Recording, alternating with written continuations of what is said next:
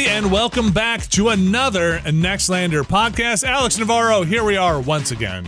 Indeed. Every Wednesday, here we are, sitting in front of one another, talking about the goddamn video games. It's true, and I have good news for everybody. Turns out the last couple of weeks were all a dream. Don't tease me like that. Everything's fine. Patrick Klepek is here. Was everything good a couple of weeks ago? No. How far are we rewinding? Well, yeah, right, yeah. I'm 12 years old. Things are...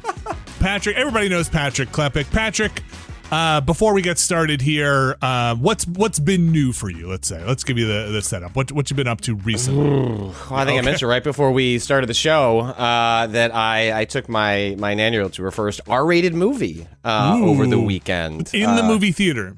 In the movie theater. We went and saw the Backrooms. Oh my gosh! All right. Wait, that's still in the theaters?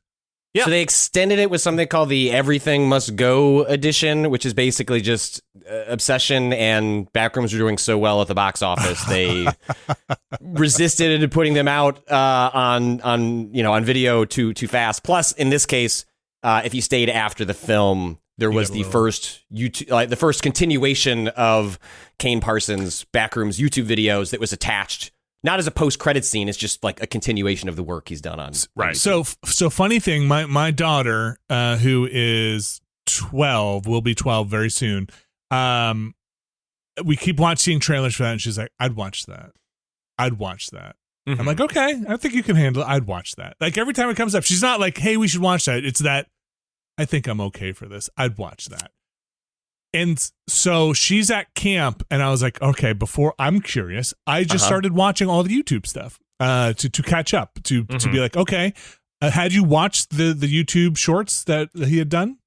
We watched it in the lead up to the movie. Like as soon as the teaser came out, my daughter was unaware that there was a movie being made. But she was aware.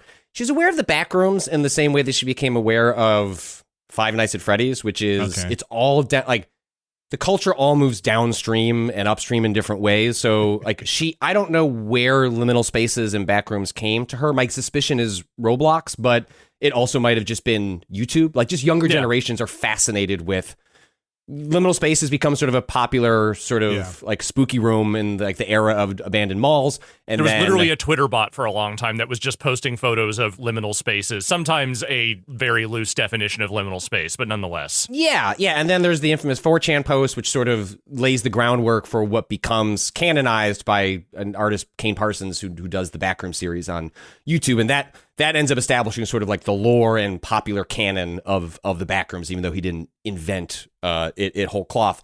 So we started watching those videos, and I highly recommend. Like they're really well made, especially when you check out like how he made them. Like he was like he started conceptualizing them at 14. He's publishing them at 16, making them in Blender like by himself on a computer. I mean, it's really in an era of like, are the younger generations okay? Watching stuff like that is like, maybe not all of them, but neither were all the other people that I have grown up with. But the kids are doing really interesting stuff. Yeah, they're doing interesting stuff. I wouldn't say watching that. I'd say like, no, we're mentally and no one's all right. We're in right a good now. place because but they're creative. Like I was very leagues. Like they have a handle on it. They I think some have a handle on it. And from watching some of those videos, they're spooky. Yep. And it's got, if anybody hasn't seen it and you don't really know, and there's a chance our audience doesn't, and there's a good chance they do. My vibe as a kind of a doofus, an internet doofus, was like I watched them. I had heard of the Backrooms. I had heard of liminal spaces and this kind of like you just went through, Patrick, the kind of fascination with like I'm using Backrooms lowercase b, the stuff that is behind in the malls and stuff like that. But I didn't really know, and I also knew from Control about what is that SCP or the SCP, yes, SCP stuff. This seemed to be just a combination of that, where it's like, like a government, like, here's an organized expedition from some agency into the Backrooms, but also Blair Witch Handycam style. So my wife popped in and she like, what is this? And I was like, I was like, it's art. She's like, is it supposed to look like garbage? I was like, yes, it's supposed to look like garbage.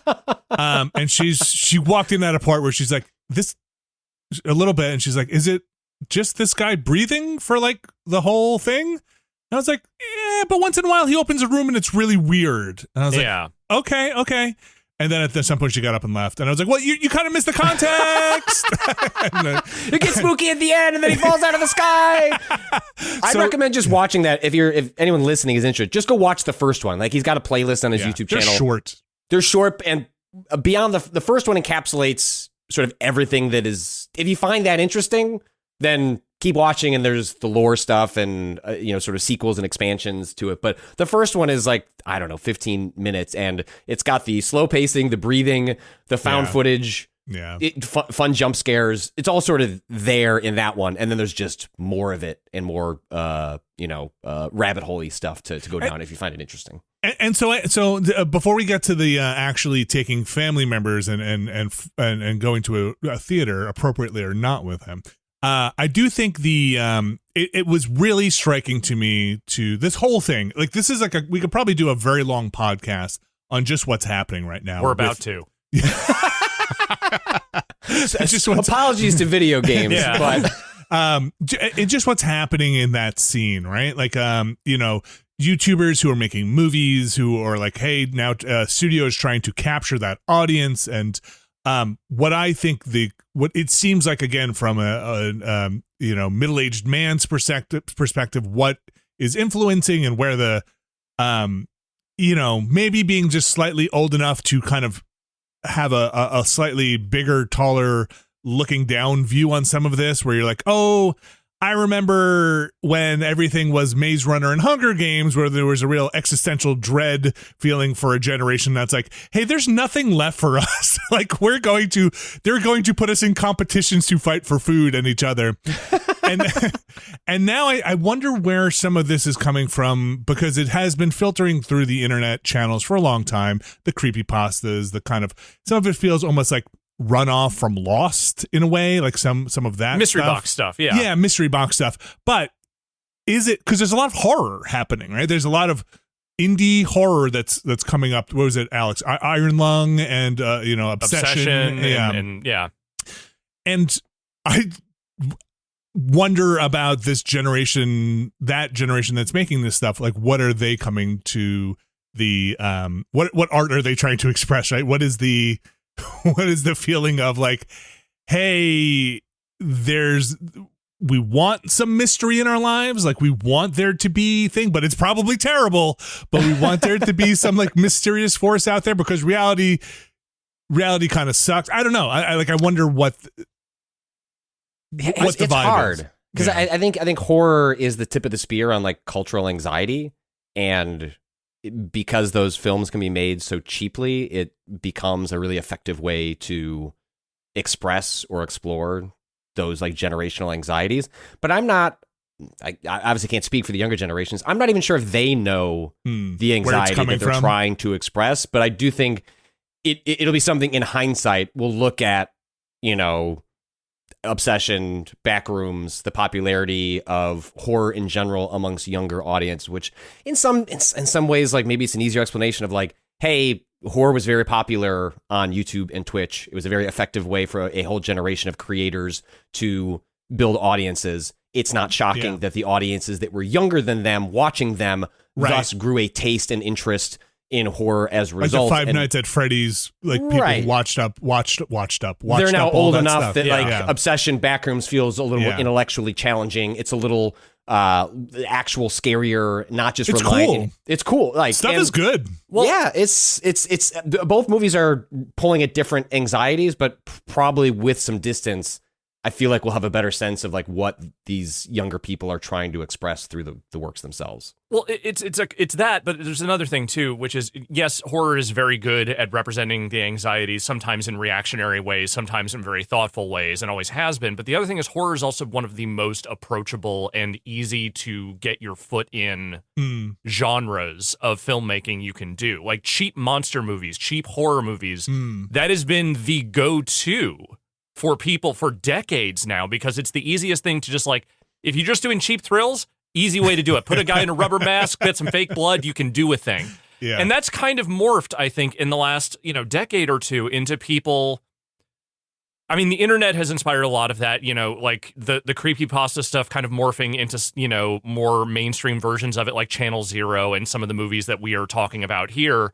But like that stuff gaining purchase on the internet makes a lot of sense because what people were essentially doing was using horror as a way to just tell stories that they weren't going to be able to write a screenplay for or, get funding together to make, a movie about. And once that stuff started kind of spreading out, that became kind of a de facto way for younger people to tell each other scary stories because no one's around a goddamn campfire anymore, It's just you're on a fucking subreddit. And so you're telling a story that you're just like, is it real? I don't know. Yeah.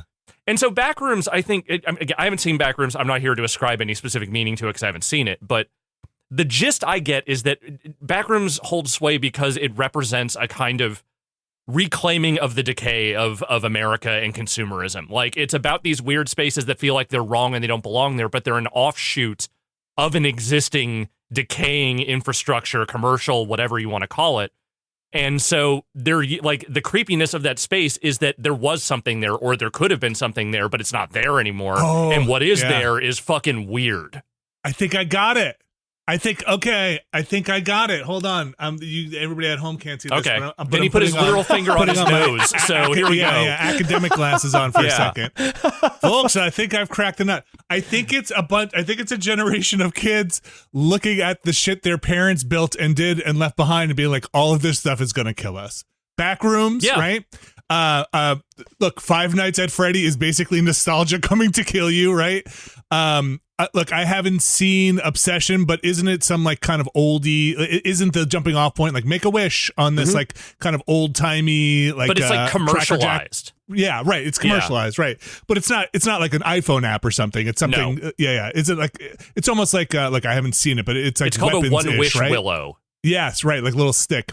And again, I haven't seen everything, but maybe it's these old things that hold some kind of magic that this older generation had. And they really fucked us. They they did not prepare us. They did not prepare us by telling us the Backrooms existed in their fucking malls. One Wish Willow was real. Yes. I got it. That's it. Sorry, guys. Yeah. Sorry, generation. We did this to you. Don't have to wait for hindsight. We got Vinny Caravella here to explain it all. Well, sorry, Alex, go ahead. Well, it's all very funny because Patrick, I don't know if you knew this. The dude who made Backrooms is from my hometown. No shit. So he grew up in Petaluma, apparently. So his dad worked at Telltale. What was happening in Petaluma? Right? His dad is from Telltale. Yeah. There's a post that has gone viral a couple of times of him posting on Facebook, Kane Parsons' father, being like, "Hey, my kid is like really interested in like filmmaking. Does anyone have any resources or could like freeware talk to my tools kid? he can use or anything?" Like super wholesome shit. Yeah. And so like he wasn't born there, but I think he grew up there primarily while his dad was working in the video game industry. And incredible. So when the movie came out, I started asking people from home. I was like, dude, I had no idea this kid was from there. And everyone was like, yeah, neither did we. No one knew him. Like he was just not in any of the same, like the normal social circles because I think he was just staying home, like fucking around making short films and stuff on his own. And so was not as ensconced in the social scene there. So once he blew up, everyone was like, wait, who is this? Wait, you went to school with this kid? What? Huh? Well, Patrick, tell me how it went. You went there. Now, was this something your daughter asked to go see for the movies? Well, I'm sure you've encountered this a number of times, Vinny. It is a fine line in trying to figure out when to push your kids. Like, when do you ask them to be brave? Like, when you can sense them walking up to something, and is it, hey, I don't think you're ready for this. I think you're going to have a bad time. This is a parent stepping in and be like, let's revisit this another time. Or is it you're stepping up to it and you just need someone to nudge you along? And I'll be right here while you do this. Sure. Right. And so she kept circling around this movie. So my wife and I went and saw it ahead of time. Like, oh, okay. Watching the trailers, I was like, this will be the scariest, like, actual scariest thing she has ever seen, sight unseen. And so I don't want to go into it sight unseen with her. And so has she seen any horror up to this point? Yeah, lots of she's seen Five Nights at Freddy's, but nothing I would call an explicit Like Five Nights at Freddy's is an awful, awful film, but it does have jump scares, right? It does. Yeah. But it's not like a gore fest or anything like that. No, but like they've seen like stuff is on in the house, like and they know like the kinds of things that my wife and I are into, like Puppet Master might be on in the background and someone is being gruesomely dismantled by one of my blade, and I'm not blinking at my kids. They don't have nightmares. They're not anxious children in that way. If I had kids that were anxious or had like this was not even something I even considering. Every kid's different, but she kept circling around this, and she got it in her head over the weekend out of nowhere. She's like, time for a daddy-daughter date night. I'm like, excuse me? She's like, you mentioned it. And I was like, I didn't. I think you made this up. But she kept bringing it up. It's a good bit. It is. And my kid's 9, and she's not quite a teenager, but like, I don't, you start looking down the path, like, I don't know how much longer she's going to want to propose. Like, we should just go spend the afternoon and evening together. She's going to get her own life. I'm not saying, I don't subscribe to the notion like your kids are going to hate you as they get older, but they're going to get their own lives and just want to do other things. And they will. Yeah. And, and they will. I'm just rationalizing before I get there, Vinny. So I feel the same way, by the way. Like whenever there's like a, hey, do you want to come just sit? And I'm like, I've got a million things to do. And then I think in my head, like, how many more times is my kid just going to ask me to come sit and hang out, right? So do it. Same way, right. So I looked at like, things we could do, and I was like, hey, there's a 7:00 showing of the Backrooms. And now this is the moment where like ambition meets reality. Like there's a pause, and like I'm reading her face. I'm like, is that something you'd like to do? You're next on the roller coaster. Yeah. Yes. This happened with roller coasters about a year ago. And her immediate sort of go-to is like, I'm going to feel really bad if we go and I want to leave, and that's a waste of money. Yeah. Now, on one hand, awe. On the other hand, I have noticed her sometimes use that as like like I'm trying to get around committing to something. That's okay. I don't want to push you to do anything you don't want to do. But I was like, I do think you want to do this. And so I said, look, now I didn't explain it to her in these terms. I was like, kiddo, I write about you guys in an abstract way for a living. This is honestly a business expense, so I'm really not losing a ton of money by going to this movie. Right. But the way I told her, I was like, look, I think you want to do this. I think we should try. I've already seen the movie, so I'll be there. I can explain everything that's going to happen. Or like, hey, be ready. This part's coming up. Right. And if at any point you want to leave, there's no shame. There's no guilt. I'll be so proud of you that you even wanted to try. And she's like, okay. And I promise there's a Dave & Buster's near the movie theater. I was like, we'll go there afterwards, whether you may survive or not. If you survive, we'll go there as a reward. Right. If you don't, then we'll go there as a reward for trying. She's like, okay. So we had our blanket. We had like a stuffed animal. And I waited to the last possible second to order the tickets because I wanted to put as much distance between us and anyone else, because I wanted to be able to talk during the movie, not loud, but to her in case. But to the seats. You were trying to got it. Right. So I saw like people picked like kind of backish row areas. It was a smaller theater. I assume you knew it wasn't going to be sold out. No, and I was checking. If it was sold out, I wouldn't have gone because I don't think it would have been weeks. So yes, it came out on video on demand literally this week, and so I'm just imagining the worst possible scenario where you get there and you're like okay, I'm ready. And be like, well, Daddy kind of booked a little late, so you're sitting over there. I'm sitting over here. You're actually in the front row. I don't know if you know. But those look like very cool people. Don't worry, I'll just be right back here. Jack, you said if she's scared, she could talk to you, right, Jack? Totally. We're cool? Right. Like, I'll slip you a 20? Yeah. I mean, it did occur to me, like, as I gotten older, my bladder is not what it used to be. And I usually cannot survive a whole movie without going to the bathroom. And it was clear 5 minutes in, like, you are not going to the bathroom, or everyone has to leave as a result. Okay. But I was able to get so much distance that we could whisper to each other. And so, we have the reclining seats, put up the arm, she's next to me, and I'm basically explaining beat for beat, like what's about to happen to the movie. When a scary scene would happen, I'm like, she's like, who's going to die? I'm like, that character's going to die. And here's how they're going to die. So that gave her a little bit of a way to like kind of navigate the movie. But then also the framing of Backrooms is interesting in that the only scary things that happen are in the backrooms. In the backrooms, you have to enter a physical place to go to. And so she knew every time we snap back to the real world, breathe sigh of easy. relief. Yeah. Don't have to worry. Like there's a couple of, transitional jump scares where a loud noise happens, but nothing, no monsters, nothing too spooky. So that worked as like a really good exercise. And then the final 10 minutes of this movie are I white knuckled through it when I saw it. If you want to look up a Captain Clark, you will find the sequence. I'm sure it's on YouTube now. It is a truly monstrous looking creature that chases down one of the main characters, and it's very upsetting and it's very scary. Far and away the scariest thing she's ever seen. But it's not a particularly gory movie, but it's a scary movie. Like psychologically scary. Yeah, and the thing you forget, I'm always reminded of this when I take my kids to the movie theater. Sure, movie theaters are a mediocre experience these days, often a poor experience these days. But the level of volume of the audio, even at the worst movie theater, is so much louder than anything you will have. Seriously, at like home. ear bleeding. Especially, I feel like, I don't know if this is actually true, but it might be true. I've made it true in my head.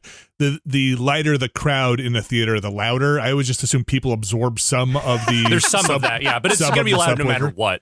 Oh my gosh, it's so, especially when you go from the trailers to the movie, you're like, oh God, holy cow, I thought I was going deaf. I guess I'm not. I don't know what this is like for people who aren't losing their hearing.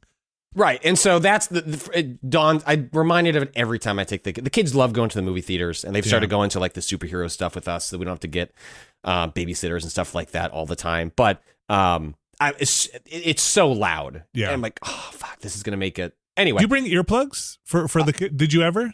We offered. I was like, we have some like the deafening ones that you could get for like fireworks, where you'd still be able to hear the movie, or concerts and stuff. Yeah, we had those like in case she wanted them. She didn't want them, and she had a couple of funny coping mechanisms, which is like I'd warn her like, okay, next 5 minutes, thing's gonna pop out, scary sequence is about to occur.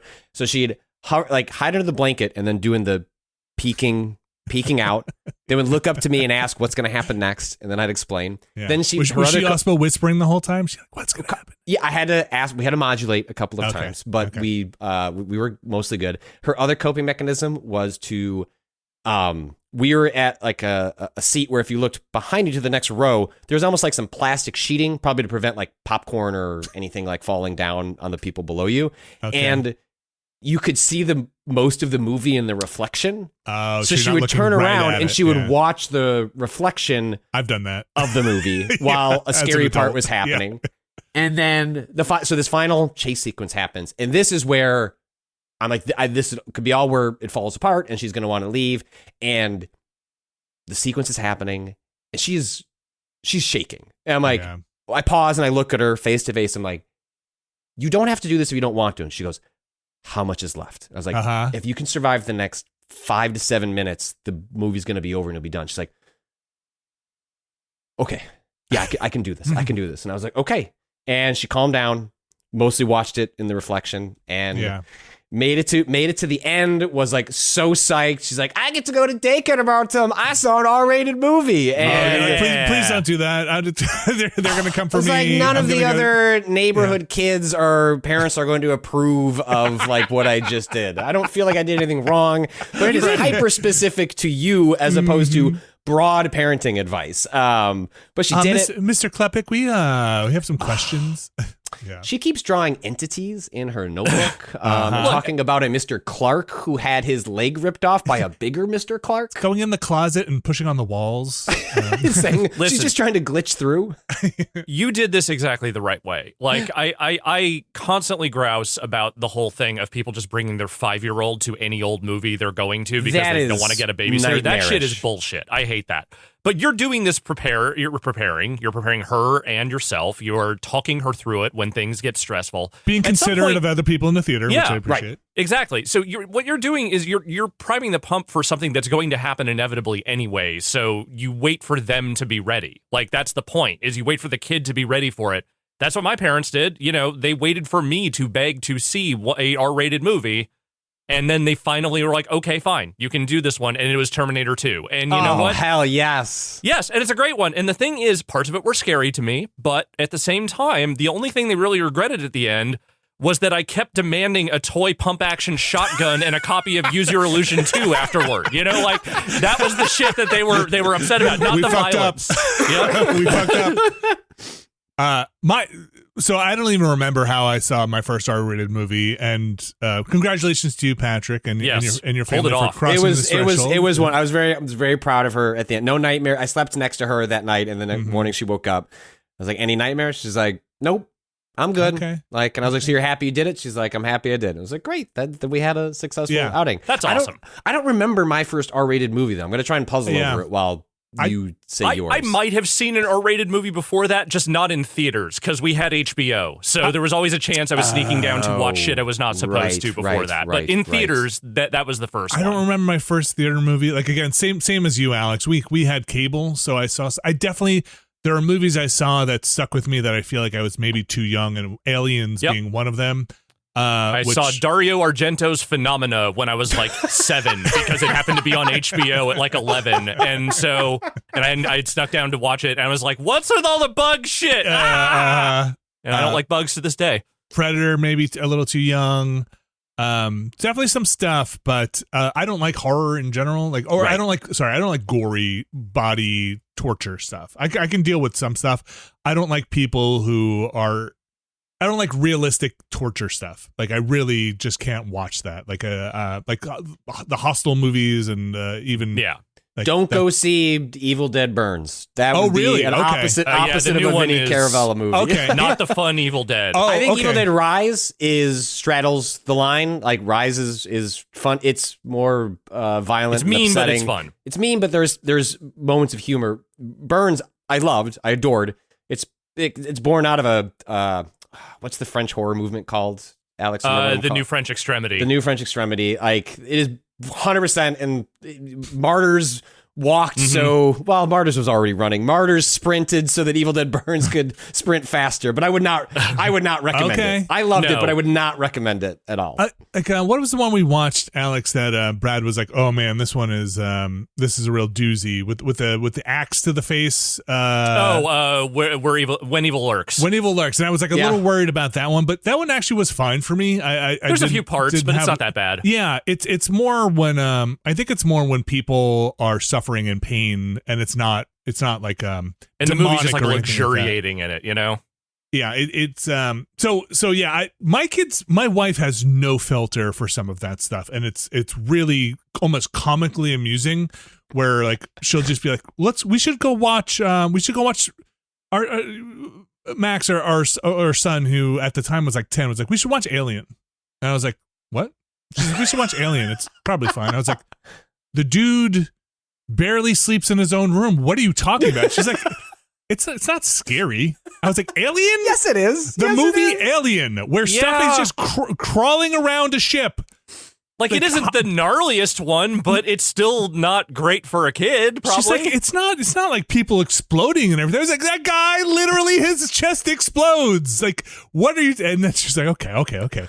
And like, I love this. I love this for you. She does. And like, before we watched it for the Watchcast, back even when he was younger, like 7, it was like, we should watch Jaws. I'm like, okay. I was like, you want to watch Jaws? You know, we go to the beach sometimes. She's like, so this is funny. I took my kid to the Backrooms and I told her no to Jaws. Probably for the same reason that you're about to say. Yeah, be like, do you ever want them to go in the water again? And she's like, what are you talking about? It's just like, they don't even show the shark. I'm like, that's the point. How is this glossing over you, the part where you're scared because you can't see? I think she's just like, I don't get it. Like, it's not like you're seeing him just chew people apart. I was like, okay, first of all, that's not true, because at the end, you definitely see him choose somebody. Yes, that definitely happens. Quentin remembers that. Second of all, the scary part, and I think I just shared this, like this is like a disconnect with I share this with my kids, especially my daughter, and not my wife, is like, it's the stuff you don't see. It's the hiding in the shadows. Yes, it's like that, the anticipation, the part where your fingers are over your eyes, the part where you're watching through the plastic, the reflection, those are the scary moments. And once it's happening, you're like, that's gross. But it's the part where you're anticipating. Those are the scary things. That's what gives me the nightmares. The opening scene to Jaws is scarier than much of the stuff that happens later. And you don't see the shark. It's just a woman swimming. And then it's the knowledge of what's coming. Yeah. So Jaws screwed me up as a as a kid. It's one of my favorite movies. Like, love the whole series. As bad as it gets. Wow, but that's saying something. I would say the whole series, man. Yeah, boy, come on, Jaws for the Revenge. They apply psychological logic to the Jaws lineage to go after the Brody family. Yeah, but that's sharks for you.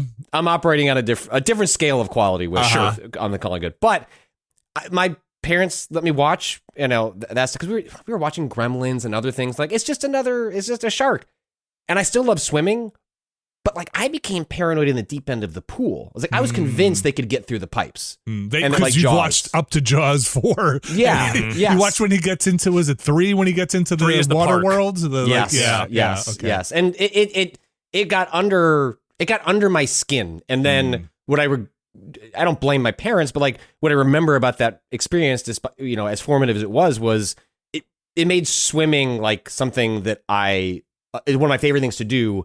It made a tension with it that I didn't like and really undercut one of my favorite things to do. And so I just told both my kids. They were asking because my wife is obsessed with Jaws and sharks. And she's like, do you think they should watch? I'm like, if it does anything like what it did to me as a kid, it's not that they can't I think they can handle the movie. The movie's not what I'm worried about.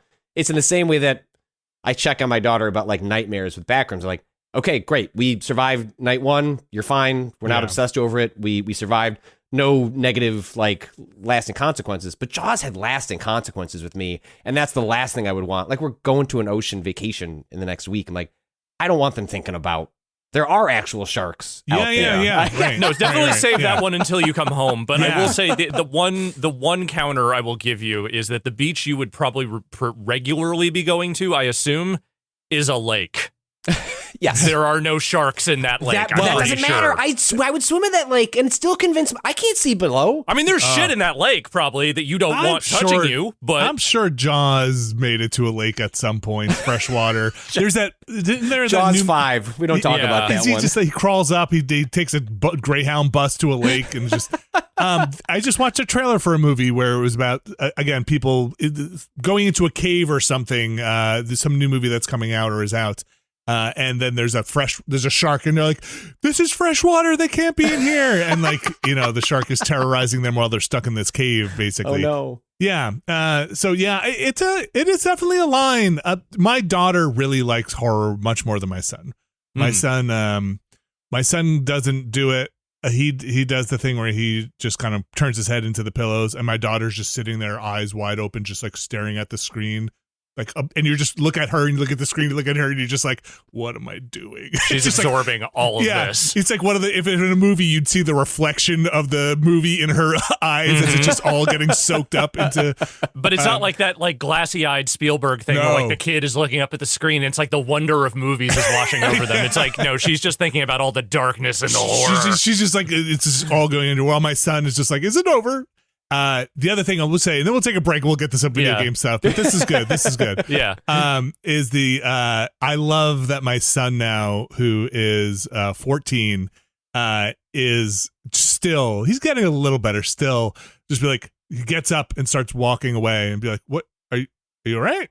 And he's like, "Yeah." And then my daughter's like, "They're about to make out." And so he'll get up and just be like, I'm just gonna go get a drink of water or something like that.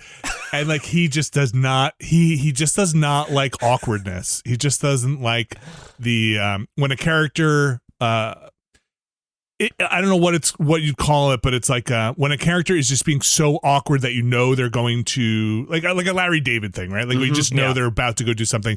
The kids can whatever mirror neuron is firing off or whatever like empathy signal is going off overwhelms them, and they just cannot be in the room with it. It is amazing. I used to be that way as a kid. Then I stopped caring. Yeah. So big success. Backrooms. How is the movie? Like, my daughter wants to watch it, and she is. I'm waiting for her to get home to watch it. I really enjoyed it. I enjoyed it much more on the second run through. I mean, It has all the hallmarks of he's 20 years old. Like you can see, but like seen in that context, I mean, he picks some awesome actors. Like, I think it's a great time.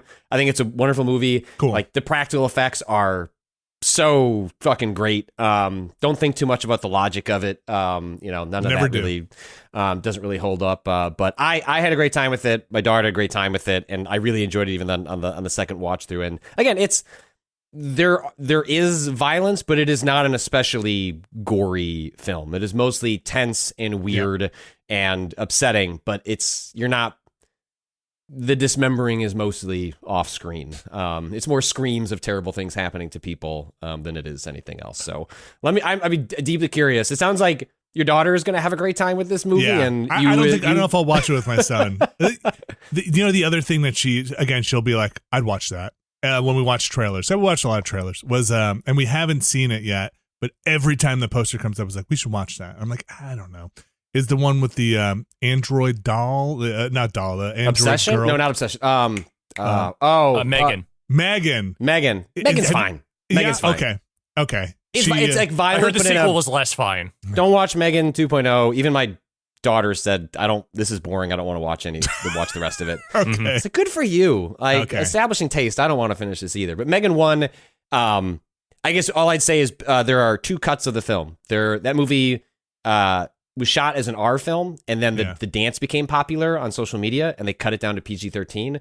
So there are kills, but it's a lot of like, and then Megan pulls out the knife, and the camera cuts so that they could keep it as a PG-13 movie. So actually, it's a really good intro to like the slasher genre, because a lot of the violence is not actually like depicted all that. If you're watching the grotesquely. PG-13 one. If you're watching the PG-13 one. I don't know how gnarly the R one gets. I didn't get a chance to watch it, but that one is definitely in the wheelhouse of like, if your kids are interested in horror and want to like start climbing the ladder a little bit, like Megan is a decent choice.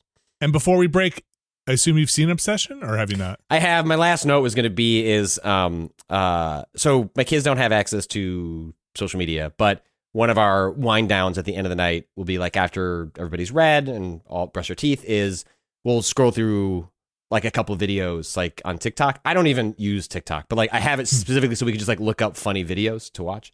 And eventually in my feed started getting populated by Alex, have you seen Obsession? Well, I think I'm about to. So I have not, but I have seen about half that movie just through clips that have appeared on Instagram Reels and whatnot. So it's a great movie. I think even despite all the hype, I saw it mid-hype cycle, and it still exceeded. Like, I think it's Indy Navarrete seems real good. She is wonderful. Like, she seems like a very good actress. She's wonderful in the movie. It's really, really well made. So I really recommend it. It's more on the violent end. I don't think, Vinny, that necessarily. There's a scene in a car. One of the more upsetting kills I've seen in a minute. Anyway, this is all to say. There's the most popular meme out of this is this actress going like, no, and that became like a meme that started popping up in unrelated, not horror things. It just became popular everywhere. People putting the GIF or imitating it. And then my children are walking around the house going, like, when we'd ask them to do something and they didn't want to do, like, no. Right. And I turn to my wife and I'm like, if you ever wanted evidence that we fucking crushed it as parents, it's that. I was like, we nailed it. My kids don't play video games, don't give a shit about them. Yeah. But they're going around doing obsession memes around the house. I'm happy. I've done well. I think that's great. I do think this ongoing thing now where people are digesting half of movies before they are even available to them widely via social media clips is one of the more insane things that has been a byproduct of the current era. That's how we got into Stranger Things, though. Like, we watched Stranger Things, and then my oldest pitched us on her wanting to watch it. And I was like, well, why did you get interested? She's like, oh, I've been watching spoiler videos. Like, I know everything that happens.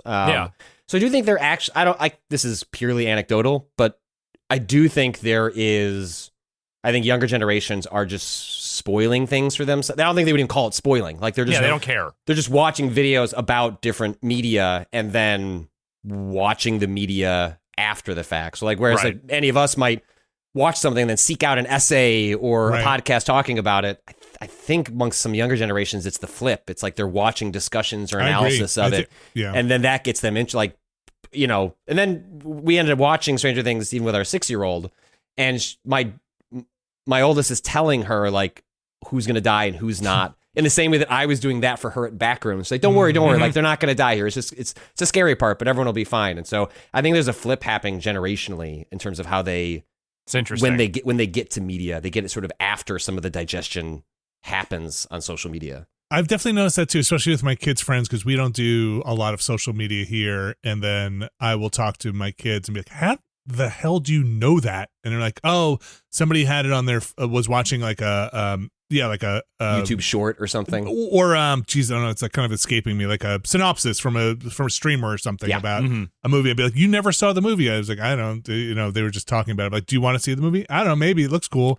Like, why would you watch this? And that's just, I think you're absolutely right. They're just watching commentary on the thing, which, again, as someone who does commentary on video games and, is asking people to watch commentary or we watch, love it. Hey, do you want to watch somebody else play this video game for a while? I can't really complain, but you're right. Like, I usually will wait until I've seen the thing or done the thing before going to watch a lore video or a deeper dive. Is that really the secret of all of this? Like the watching people play video games, the digesting films through, like random clips from some guy in Bangladesh, just putting up the entire movie in 2-minute chunks. Like, have we basically created a system where we are pre-chewing our media for our kids?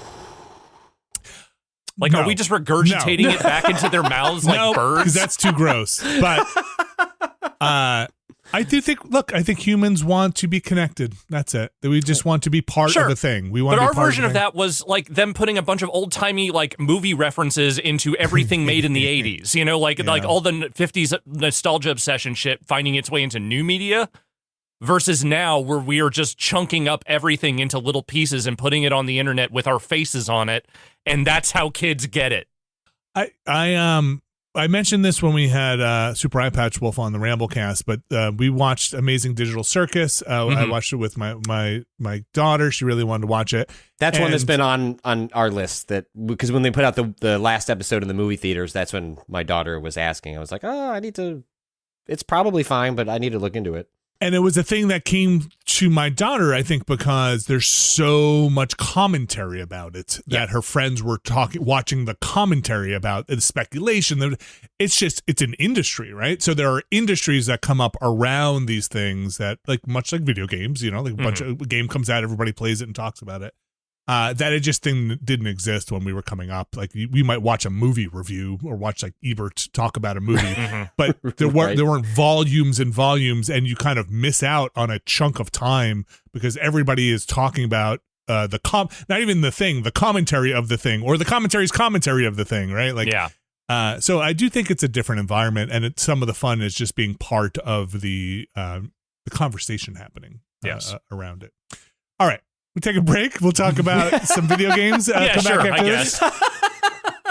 I know we have some games to get to, but the games this week for me we're a little lighter. We'll take a break. We'll get to that, and then we'll talk a little bit more about what's happening, what continues to happen in the video game industry. But for now, we're going to take a quick one. We'll be right back.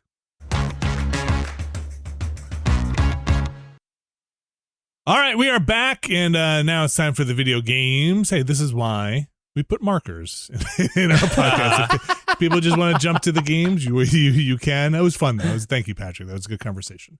I played D-Topia. I wasn't sure what to expect from D-Topia, but I still don't know where D-Topia is going. D-Topia is a puzzle adventure game, let's say. It kind of has a cozy vibe to it. It is extremely slow moving, I will say. The setup is you are on a facility, or basically in a neighborhood, for a lack of a better word. I forget exactly what they call them, but there are different ones. There's D-Topia, Z-Topia, F-Topia. D-Topia is run by an AI, and it is part of the Utopia project it's in the future, to have humanity be at its best, make the most people happy most of the time, right? What could go wrong? Well, in this weird cozy style that the game is presented in, you're like, I don't know what you're trying to I'm at odds with the portrayal of this and the tone behind this, because you are somebody who works basically for the AI. Everybody seems fairly happy when you start off, and you can basically. There is okay. Give me a second. There is give it to me. Yeah, in this place in D-Topia, they have the ability to make you see what you want to see. So the people that live there, and this isn't nefarious, everybody knows it.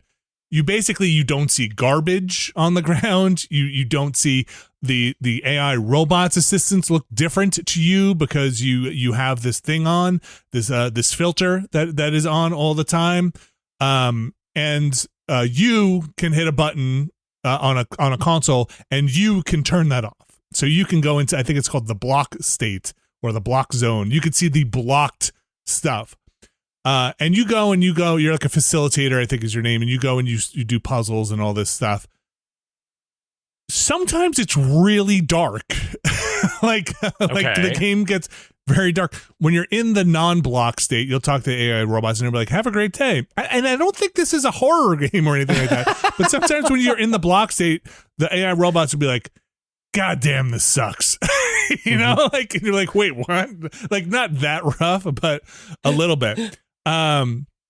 And you meet other people in D-Topia that are usually, it seems like the people you're making relationship with, the named characters, are ones that just aren't able to fit into the utopia they're trying to make. There's something like either they have a lot of anxiety, they have maybe some kind of non-normative thing going on. Like one guy has a chip in his head that's trying to control his emotions, and he's had it since he was young, and has kind of compensates for distress with eating, and is having a tough time there.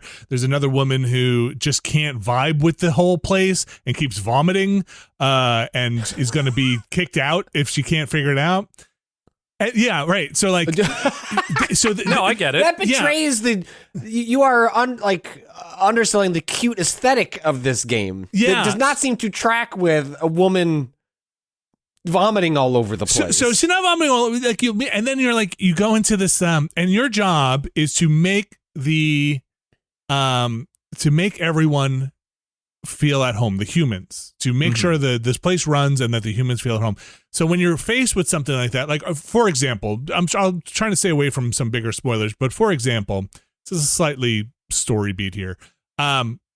Raining, when it rains, it causes this woman to have trouble, more interference, and she throws up more, right? Like it causes her like distress to her from whatever they're trying to do with the block state and the whole thing. And you get this, you're like, what should I do? And then you go into this flowchart state. And this happens when you have to make big decisions where it's like, am I here to help the humans? Yes, no, yes. This woman needs help. Yes, no, yes. She would be happier if it weren't raining. Yes, no, like, yes. I should turn off the rain. Yes, no, right? Like, and you know, and then you're like, all right, my objective is, I don't know if there are branching paths. I've never gotten one quote unquote wrong. So I don't know if it's like, oh no, but maybe I have and I don't know it. So, you know, after I go through the flow chart, I get an objective and I go do the thing. It's a puzzle game. There are it's kind of hard to describe the nature of the puzzles, but they are like, I don't know. They're like number-ish puzzles, but not really number puzzles. Well, in the demo I played, it was like they're sliding blocks, but you're manipulating numbers by sliding the block. So it's like if a number 1 goes up against another number 1, it adds up to 2. And then there are like lines in the grid that can add or remove numbers, so you can manipulate the block that you're doing. And you're kind of doing some basic math problems alongside a sliding block puzzle. At least those are the puzzles I experienced. Yeah, so that's one type. Another type is where you're just making a line go through a maze, and if you pass through numbers, it's adding up to a certain amount, and you have to pass through the numbers in the right order to add up to a certain amount. Another one is almost like a Minesweeper style, where it'll say like there are 3 things adjacent to this block, but there are 6 blocks that could be in, and you kind of have to figure it out by knowing, like, hey, it's adjacent to 3 things here, it's adjacent to 2 things here. So there are certain puzzles like that throughout, and they're okay, they're pretty fun. Every day you're supposed to go to quote unquote work, but the game literally says, like, look, work is kind of made up. It's just here to keep you busy. Because so true. The AI just takes care of everything here. So true, bestie.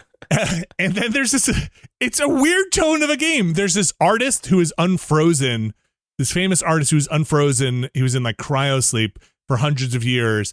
And he kind of wakes up and he's like, wow, they really just kind of took my art and it's all over the place. Huh. Not sure how I feel about that. Not sure how I feel about that. I'm having a little hard time adjusting to this. So it's like a weird, I'm not sure what it's going for at all times. I'm very confused by this very cozy, very slow moving thing that then has this tone underneath it that I'm not sure if that tone is being brought to it by Vinny or that tone is being espoused by the artist who made the game. You know what I mean? No, I think it's the latter more. I don't think you're inventing something there. I think that sounds genuine. That sounds like they are very deliberately trying to subvert some of the cozy game, squishiness with like, hey, yes, you can have these cozy aesthetics, but check this shit out. Yeah, it never goes that dark. Everybody's like, it's almost like we're smiling. We're so happy here. But what horror lies behind that smile? What is in the back rooms of that smile? But again, that might be some of me being like, ooh, what's going on? But then I reached, okay, I don't want to talk about spoilers. It's an interesting game. I'm only on like day 4 or 5, but it moves very slowly. I do have criticisms with how slowly it moves. In order to flip that state so you can see the blocked stuff in the background, you have to find a terminal, and in each zone there's kind of only one of those terminals, and you walk kind of slowly, so you're like, oh, I should probably go check and see if there's anything hidden in the block zone. You gotta walk all the way over, you gotta walk all the way back, and be like, okay, they gotta walk all the way back to go turn it back off before you can leave. It takes a little too long. I wish you could just flip it on from your pocket and just be like, I'm gonna check the room out. There are also these mice in the game that can talk to you. One of the mice, there are these. Are they robot mice? Real no, mice? I don't think so. I don't think so. But they're usually hanging out in the block zone, and they're like, I'm one of the 4 horse mice of the puzzle apocalypse. And so I've challenged all 4 of them, and I have beat all 4 of them. I'm hoping I hope the apocalypse will come now, the puzzle apocalypse, whatever how they call it. So it's cool. I'm liking it. I wish some of the stuff moved a little. It's really that flipping on the block zone and flipping off the block zone, because I want to find the mice and these things in the background, but sometimes I'm like, I don't feel like it takes like, when you say it takes a long time, but really it only takes 30 seconds, but 30 seconds in video game time can feel too long for something. Mm-hmm. It's basically that. It's not like minutes. It's like 30 seconds, but like 30 seconds here, 30 seconds there, when you're like, it adds up. Yeah, I don't feel like walking all the way back there. I'm just going to move on. I have a question. When I played the game, one thing that seemed kind of neat, and I wasn't sure if this was part of the demo or something they do in the full game, but their approach to like puzzle difficulty, in which when you would complete a sequence, you would get to the end, and then the game would go, do you want to stick around and do some harder puzzles? Want some overtime? Yeah, which I thought was sort of an interesting way to... I have a very complicated relation with puzzle games, which is that like I enjoy them till I don't, and then I don't enjoy them at all. I'm very infrequently on the same wavelength with a lot of puzzle games, and so I end up getting tunnel vision and then just having a really sort of spiraling and having a poor time with it. But I can't. It's why I fell off Blueprints. I was just like, I can't hack like a game like this. But I thought that was an interesting way to handle, rather than easy, medium, hard. It's like, hey, did you just really like you really liked this set of puzzles? Like, if you want to stick around and do some more, like, we've got some for you. I thought that was an interesting way to handle, puzzle preference, difficulty sliders without making it like easy, medium, hard. It's like, well, my brain is bad at these kinds of puzzles, but it's good at these kinds of puzzles, and I want to do some more of those before I go on to the next thing. So when you go to quote unquote work, you clock in and you have a rating. It starts at A, and there is, I think it might be an invisible timer, but some kind of timer that is running, and your grade will go, or it must be a timer because it'll go down to B, and then I assume C and D. I've never gotten below a B. But I actually reloaded. I actually reloaded when I got a B. Well, aren't you just the model employee? Yeah. I went back and I was like, the work's not real, but it is to me. But it is real. So you do get more money, creds. It's again, this is some of Vinny bringing the commentary in here. Let me answer your question first, though. Mm-hmm. So you go through the puzzles, you get your grade. Hey, you did a great job. You got an A. Then it says, hey, do you want to stick around for some overtime? And then you'll get more credits. You also can skip. It seems like I've never done it, but there is a button that just says skip any puzzle that's in the game. If you're like, hey, I'm not enjoying this one. I don't get this one. Skip. I don't know what that does to your performance rating. The credits you get, and again, this is me bringing something to the game, not explicitly the game, is you just use it to put stuff in your room. You're just using it to buy, like, it's a company script. It's like you're basically... you use it because you're on the station to just buy like an exercise bike or better throw pillows from the company store, which is where the only place you can spend it. So it's not that big a deal. You're not like buying upgrades for yourself or being like, hey, now I can move faster. Occasionally you could buy food, which you also could just go back to your house and eat if you want, or if you just want to walk around, you could just put a chicken sandwich in your pocket and eat that later.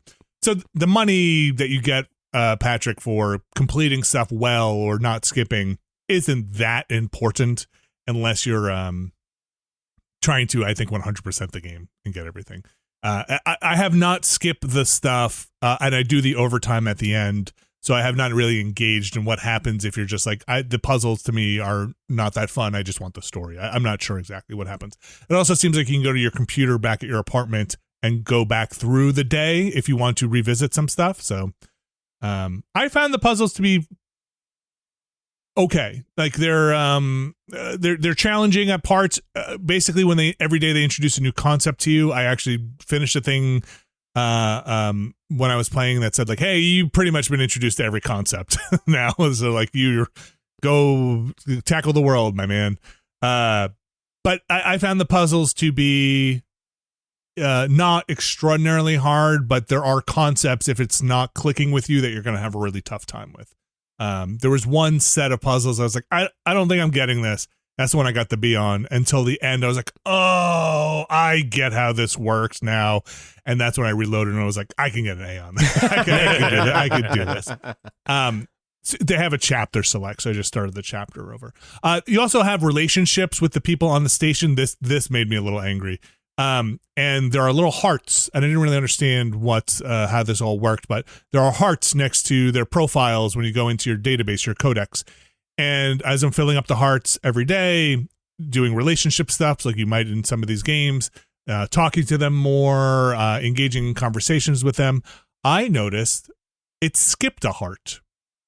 And I think I skipped some kind of encounter with somebody during one of the days that it did not register or said the wrong thing.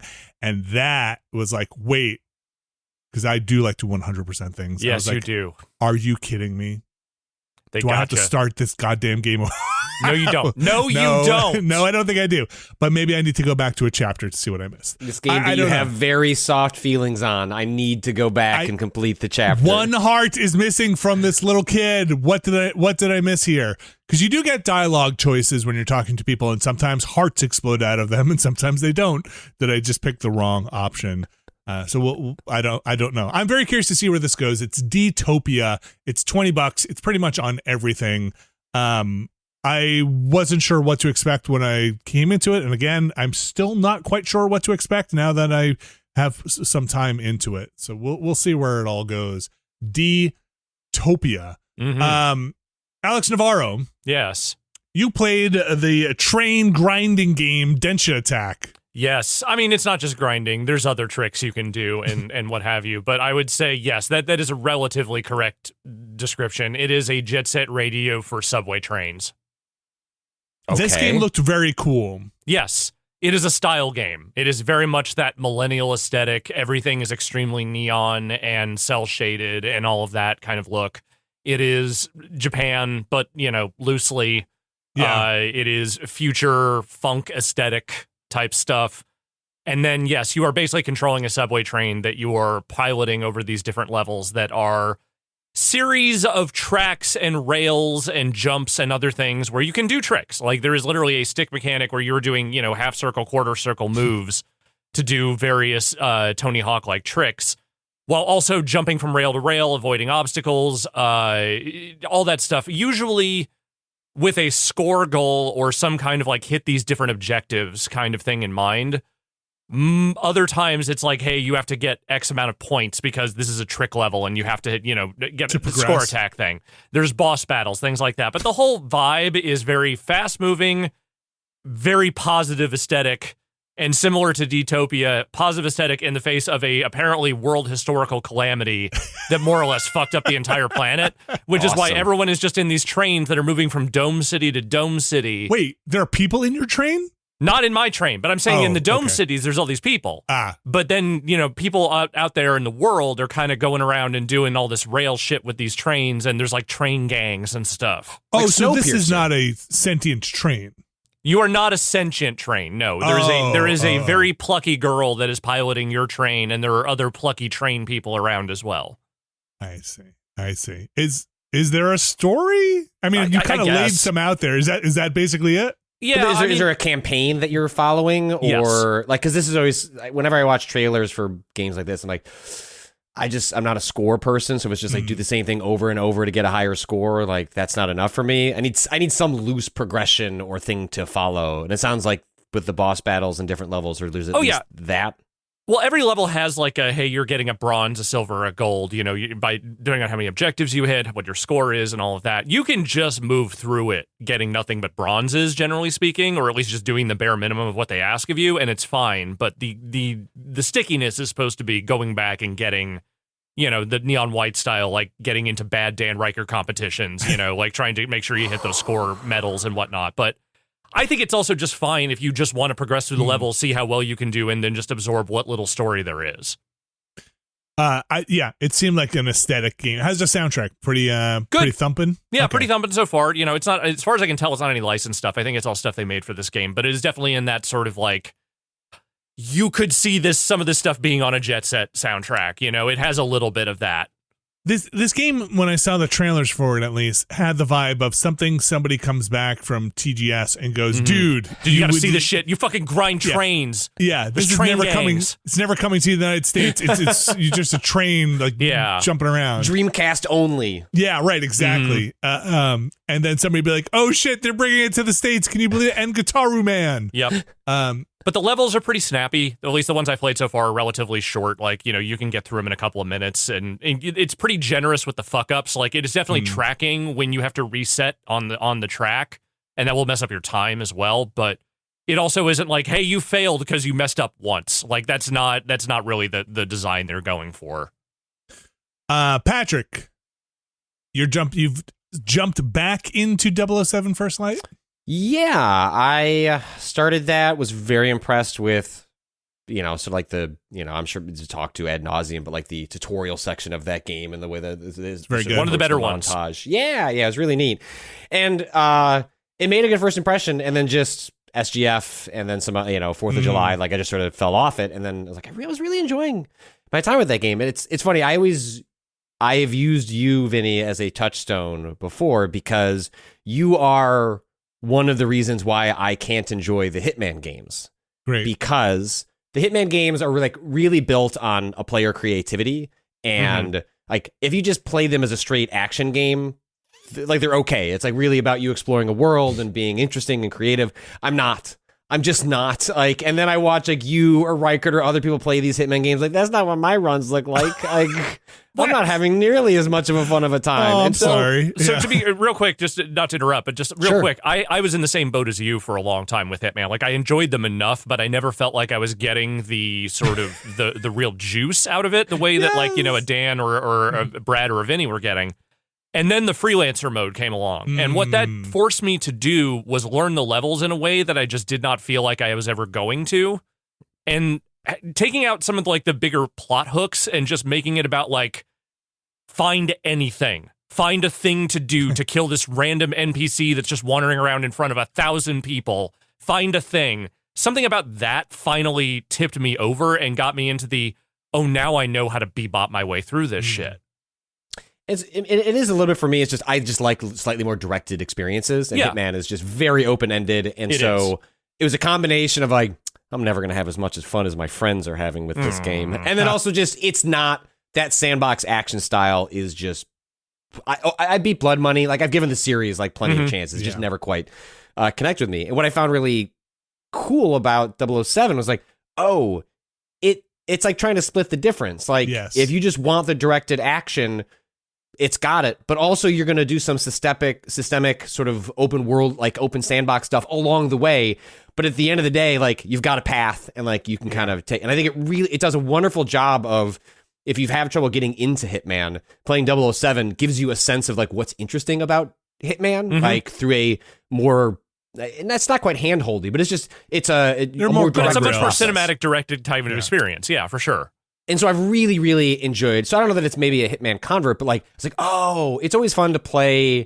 Part of the reason like I played Blood Money or like would try Hitman, I was like, even if it's not for me, it's always fun to understand why people get what they get out of a thing, even if it doesn't quite hit for you. And I just never could get there with Hitman. And then 007, like it crystallized for me, like, oh, I see like why all of this like hits so hard for people. You're going to become that hipster, man. You're going to be that guy that's like, no, man, you don't understand. IO's best game was actually that Bond game, man. All that Hitman shit, that was just the lead up to Bond, that's man. Right. That's right. How far in are you? So I think I'm like 7 chapters in. That's like half, like probably a little bit It's a little over half, I think. Did you get to the auction? The auction's great. I feel like that's where the first time I felt the most Hitman DNA, where it's like you have to get into this auction. What are you gonna do? Yes. There's like but again, there's like maybe there's 6 options and you have to do 4 of them, right? And they. It's not like Hitman where it's like, I'm going to do 0 of these and just shoot my way in. And, you kind of have to do some of them, right? Narratively. But that was the first time I was like, oh, here we go. You're giving me a lot of agency to, how did you get in? With the auction? Well, I raised the money. What are the other options? Well, how'd you raise the money? Did you fight? I did fight. I think I did the shooting mini game where like you had to, and then I hacked someone's crypto wallet. I think that was the other one. There was always a good method. There was like some guards or something that you could do that are sitting there waiting for something. I don't think I did that one.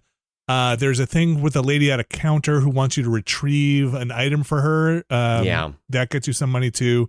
Like I said, I think there's some things you don't have to do. Did I do the shooting mini game? I feel like I did, but I don't think I had to at that point. Well, it was funny because I think the way it plays out is you do the shooting mini game.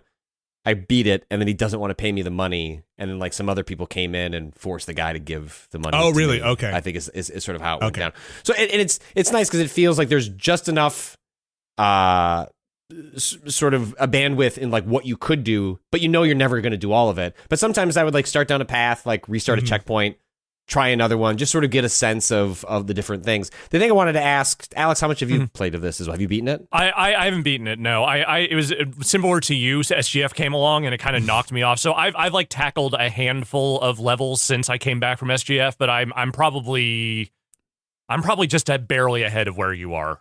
Okay. So one thing I wanted to ask the two of you was like, look, there are sometimes you play a video game and you just feel like a complete idiot. And this has happened to me twice in this game. And it's during 2 very specific sequences, which is when it goes into action mode. Like there are modes in this game where it is stealth action, where it's like you are trespassing, but you don't have the quote license to kill. So you can't just spray everyone down. You can do takedowns. If someone pulls a gun, you're allowed to kill them. But mostly we're in stealth, and then we get an action moment, and then you melee somebody, and then we go back to stealth. And all that stuff makes sense to me.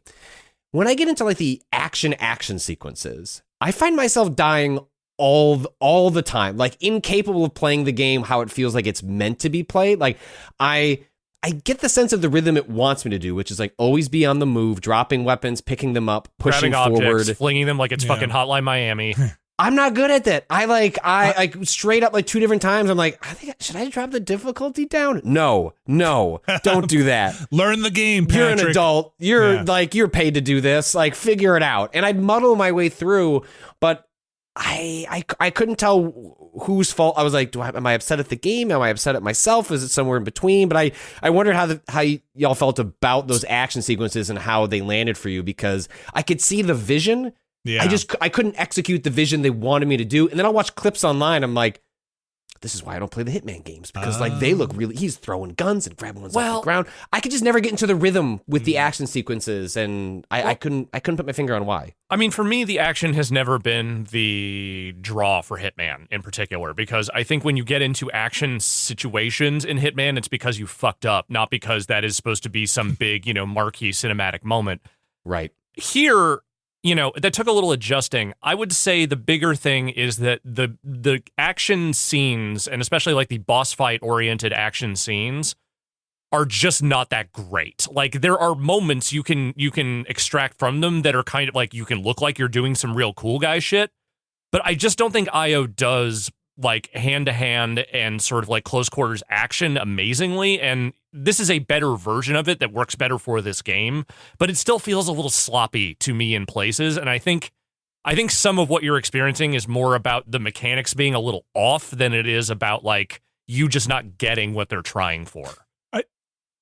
I do agree with you, Patrick, though, when it comes to these small flare-ups, those feel pretty good, where you're just like, great, I'm gonna grab this guy, I'm gonna bash his head against the wall, guy behind me, I'm gonna take him out, push him off a thing, and it's like, bana, and then you're back that to feels stuff good again, every right? time when it's like, hey, no one heard anything. You really bashed that guy's head into the wall. But when you get into the combat arenas, and there's one in particular that stands out to me, I think this is early on. I don't know if you guys both did it. You're at an airport, there's a plane leaving, and you've got to get to the plane. Yeah. I had to do that like 10 times. I kept dying. You die really. I was like, James Bond needs to be a bigger bullet. Like, I need some more spongy in my James. But like, I was fine. I was like, I feel like I'm doing what you want me to do, but my cover is blowing up all the time. And then as I move forward, I feel like I get hit twice, and then Bond has died. And like that was the relationship I was having in a lot of these sequences. So that was the one at that airport thing when I was like testing out old man video game stuff. I was like, is this a cover shooter? Do you want me to stay here? I'm like, no. Right. Okay, my cover gets chewed away. Is this a run through and not fight these guys game? Okay, no, because as I run from point A to point B, I'm getting mowed down. Like, what is the game asking of me? Like, what does it want? A lot of times I found in that game, this happens to me in a lot of video games. I don't know if it's a Vinny thing. It could be a colorblind thing. I wind up taking a really long time, and then by the time I get to the next cover point C, I'm standing next to like 17 explodable barrels or something that I didn't realize. Do you have that happen to you? Shit. Yeah, where you're just like, oh, you just wanted me to shoot all these barrels. Oh, or like, this is a fuel tank. That makes so much more sense. Yeah, that's why the yellow paint is in these video games. Right. That's why 17 guys came out of a truck right next to this thing. I feel like an idiot. Yeah, oops. And that did happen in the Bond games sometimes. Like, you could shoot the cars and like oil will start coming out of them, or gasoline. Didn't know and you that. Can shoot that. Yeah, I think that sometimes they'll blow up there. I just wound up doing a combination of like, I'm gonna sit behind this thing and almost memorizing the level, which is not fun, right? This guy's gonna show up here. I got to headshot him. He's gonna drop a shotgun. I want the shotgun. And then realizing like, oh, this thing explodes. It wasn't really telegraphed to me in a good way. That's why they put 15 guys next to it, not so that I can headshot each of them. Or should I be shooting the guns out of their hands? Or shoot them in the leg sometime? No, I'm just going to headshot everybody. Does it matter? Because they go down pretty quickly if you headshot them. So I found the combat arenas, the kind of Uncharted combat arena stuff, to chafe a bit. I think as you wind up going further into the game, they upgrade your watch a bit more with some things, that some of them help more in combat oriented situations that you can like you can use to your advantage. Like there's environmental stuff that I think I missed out on pretty early. By the end of the game, they are really hammering home environmental stuff to look out for. But I did actually really enjoy the I'm stealthing. Oops. And now I'm in a small room with 3 guys, and I like that combat.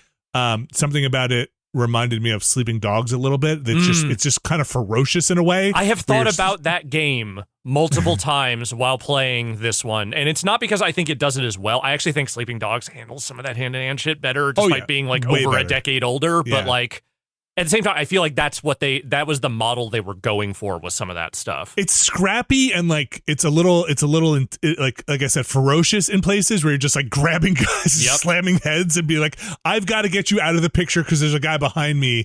And then when you're done, you just kind of dust off your arms and you kind of get back into stealth.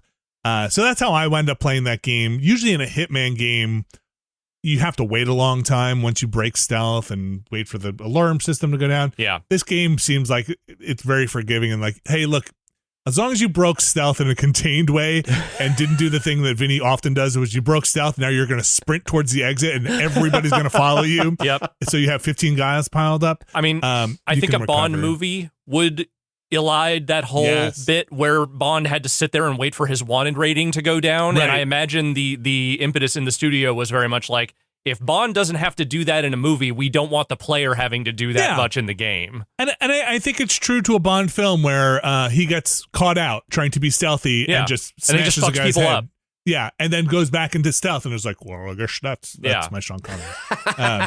So yeah, I Patrick, I'm kind of with you. I think the combat arena stuff does not click. I would say until, again, I'm thinking of a very specific thing. Towards the end of the game has a very cool combat arena. I think you are rewarded with a lot of fun towards the end of the game. But some of the stuff in between, and they don't always happen, but there are more than a few where I'm like, dang, like this is, like I'm just getting sniped. Like I've waited here too long. Yeah. That was my it's just tuned a little. Like I die a little too frequently. The enemies are a little too brutal, and sometimes frequently. The one I did when I'm escaping, it's the mission where it's like the tech giant is giving like a presentation, like at this kind of like ball sort of thing, and then you have to leave, and they introduce armored enemies for the first time. And it fundamentally just like, there's too many enemies in this combat arena. Like 25, 30, like it's a little much. 12. 12? Now you gotta shoot a helmet off, and then Well, because what I want, like what I want out of those combat arenas is an exaggerated version of the mini combat arenas, right? When you like break stealth because you screw something up as you're exploring a space, you fight 3 enemies, then it resets.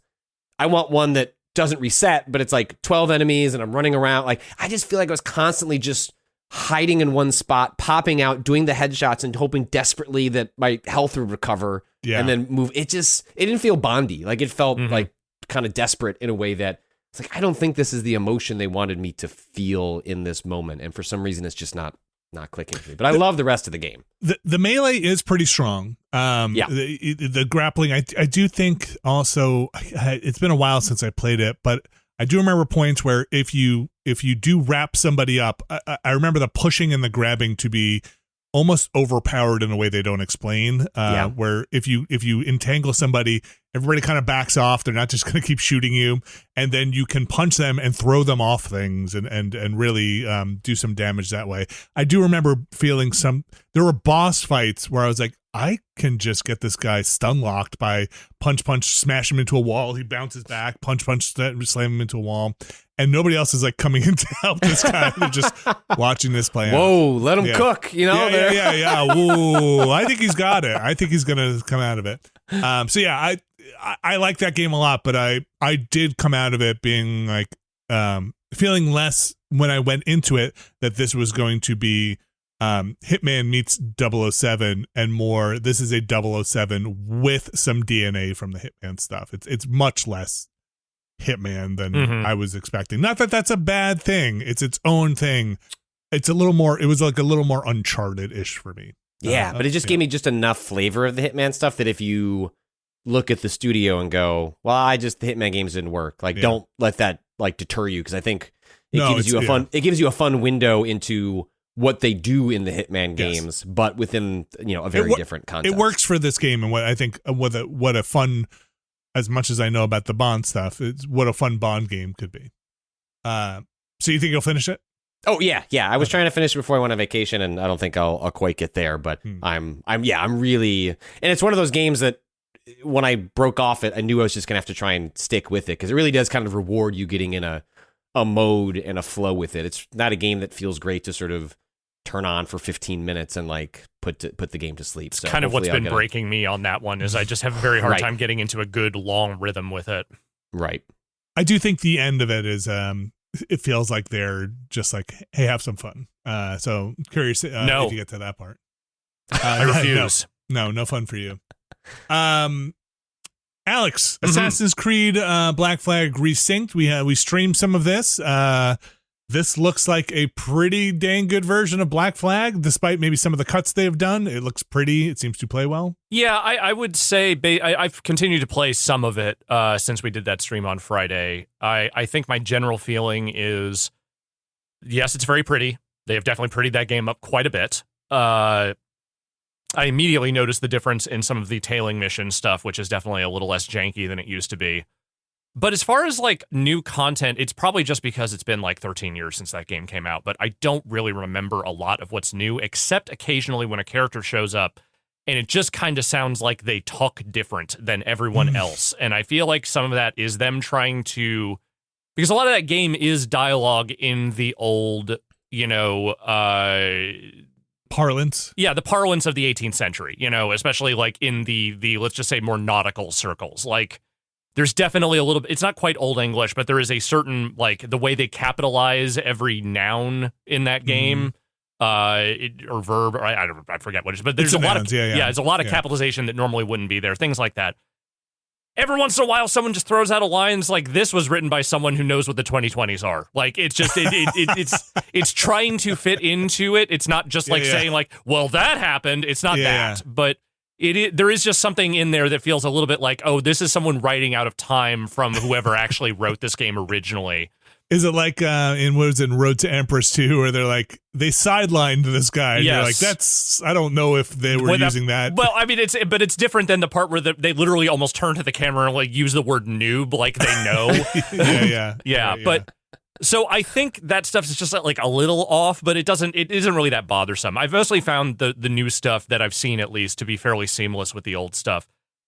I think the big thing, it's the same complaints I've had all along since they announced this thing, which is that I think losing the Abstergo stuff, while maybe not necessarily like important in the story compared to maybe some of the other real world shit that has happened in AC, is just dumb. Like, I don't know why you're excising it, other than maybe someone at Ubisoft finally was like, hey, they were making fun of us when they wrote that stuff. Maybe we don't put that in the new version. I really like that stuff. I know maybe it wasn't for everyone. It wasn't but super consequential, but I have no problem with it. And I don't feel like it felt perfunctory, but so what? So does a lot of that shit.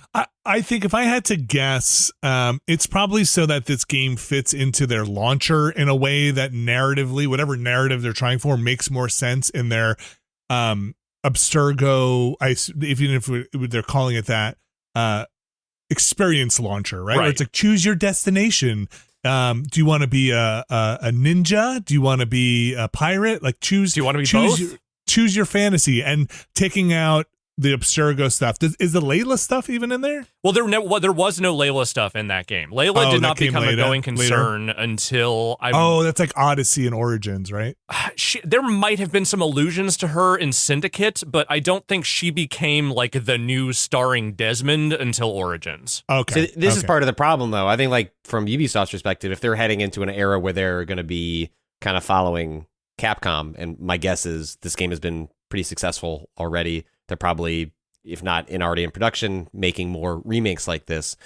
Like, are you remaking, like, when these games are coming out originally, you were following sort of a linear progression of a timeline. I'm like, hey, if I'm playing these new Assassin's Creed, I'm playing this new setting, but then also the present day stuff is progressing in a linear fashion. I keep playing those, I'll understand what's happening. Well, is this, when you play the remake, is that progressing the present day storyline? But no, it's a remake, so we're just going to remake of it.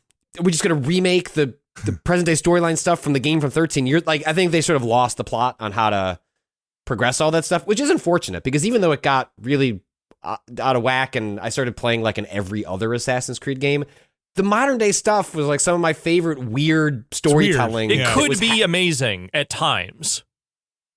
Well, I think what happened to me was I followed it and I was really kind of gobbling it all up.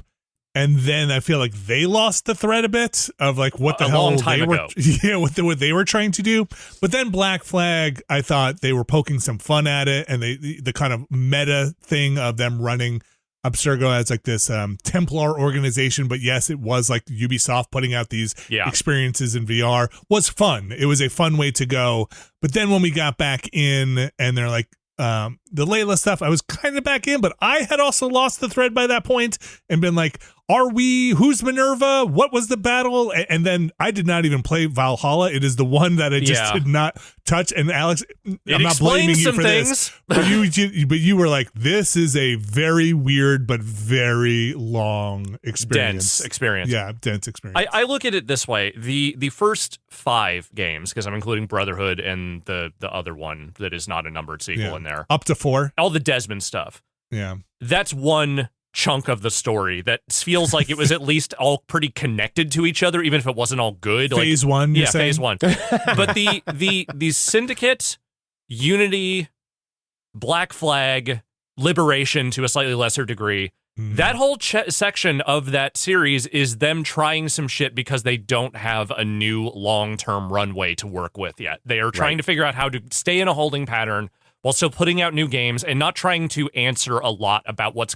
Like, Unity has maybe the single most... Actually, none of this mattered ending of any of them. Like, it was very much like, yeah, you found that artifact. Anyway, story's over. Bye. Like, there's none of it really matters. But then you get to Origins, and they're like, okay, this is the new direction. We're The Witcher 3 now. These games are 100 hours long. We're going all the way back to the beginning of the Assassin shit, all of that. And then when they got to Valhalla, they were like, fuck. We just spent 300 hours telling you all this shit about the Isu and all this stuff with Layla and fucking Loki and all this other shit. Now what do we do?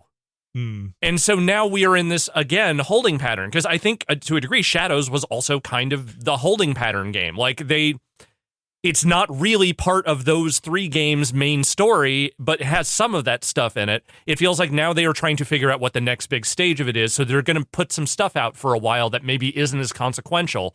And that's, to me, like, that's what Shadows felt like. And that's kind of feels like them bringing back Black Flag, of all games, as kind of the first of maybe a new remake slate, is very much like, don't think too hard about any of that other bigger stuff right now. Just remember, hey, these games are going to be fun. You go to a place, it's like the beach, you're on a boat, it's fucking awesome. You're stabbing everybody, who gives a shit? Go to fucking Nassau, it's going to be awesome. Yeah. Right, it's a little murder tourism for your... I mean, it's always been murder tourism. It's just here, those are the extra touristy ones. Yeah. It is probably why they've had such a hard time doing a full-blown remake of 2, because so much of that stuff is woven into the actual story of 2. That would be hard to excise Desmond, right? Like you would have a tough time. Well, let me go you one better, because you mentioned Capcom is kind of the model for like remaking stuff. And I mean, to be fair, that is a model that I could see a lot of publishers looking to as their guiding light now. But there's another one that we might want to consider, which jury's out on where this is going, but the Yakuza Kiwami stuff, because the Kiwami games changed the narrative of those first 3 games in a way that in the first 2, I think, was less alarming to people, because it was more of just like, hey, we're fleshing these things out. There's more of the Kiryu stuff that you're used to doing in the later games here and all of that. But my understanding is 3, which I haven't played, and part of the reason I didn't play it was because of how people told me what was going on there. It sounds like they are kind of retconning some things about old Yakuza to maybe try and line up some of the stuff that happens in the later games to the point where these might be diverging timelines, essentially, of the Yakuza narrative. And I'm wondering if Ubi is maybe thinking about doing something like that. I haven't played anything in Black Flag that makes me think they are literally changing the story of that game, but leaving out Freedom Cry, taking out the Abstergo stuff, I'm starting to wonder if maybe they are directionally trying to shift what is actually canon for that game for whatever they are doing down the road. Yeah, I mean... Oh, sorry, go ahead. Well, I was just going to say, I guess they're running out of stuff they can just remake without touching the nerve of some of that original story stuff, Yes. right? Like Black Flag was probably a lighter lift in excising some of that stuff. So I guess, Alex, maybe it depends on what they do try to remake next. Because like you said, Syndicate, Unity, and those do Unity have more Resynced. of that. That's what we're doing. We're going to make it good this time, finally. Yeah, maybe. Patrick, what were you going to say?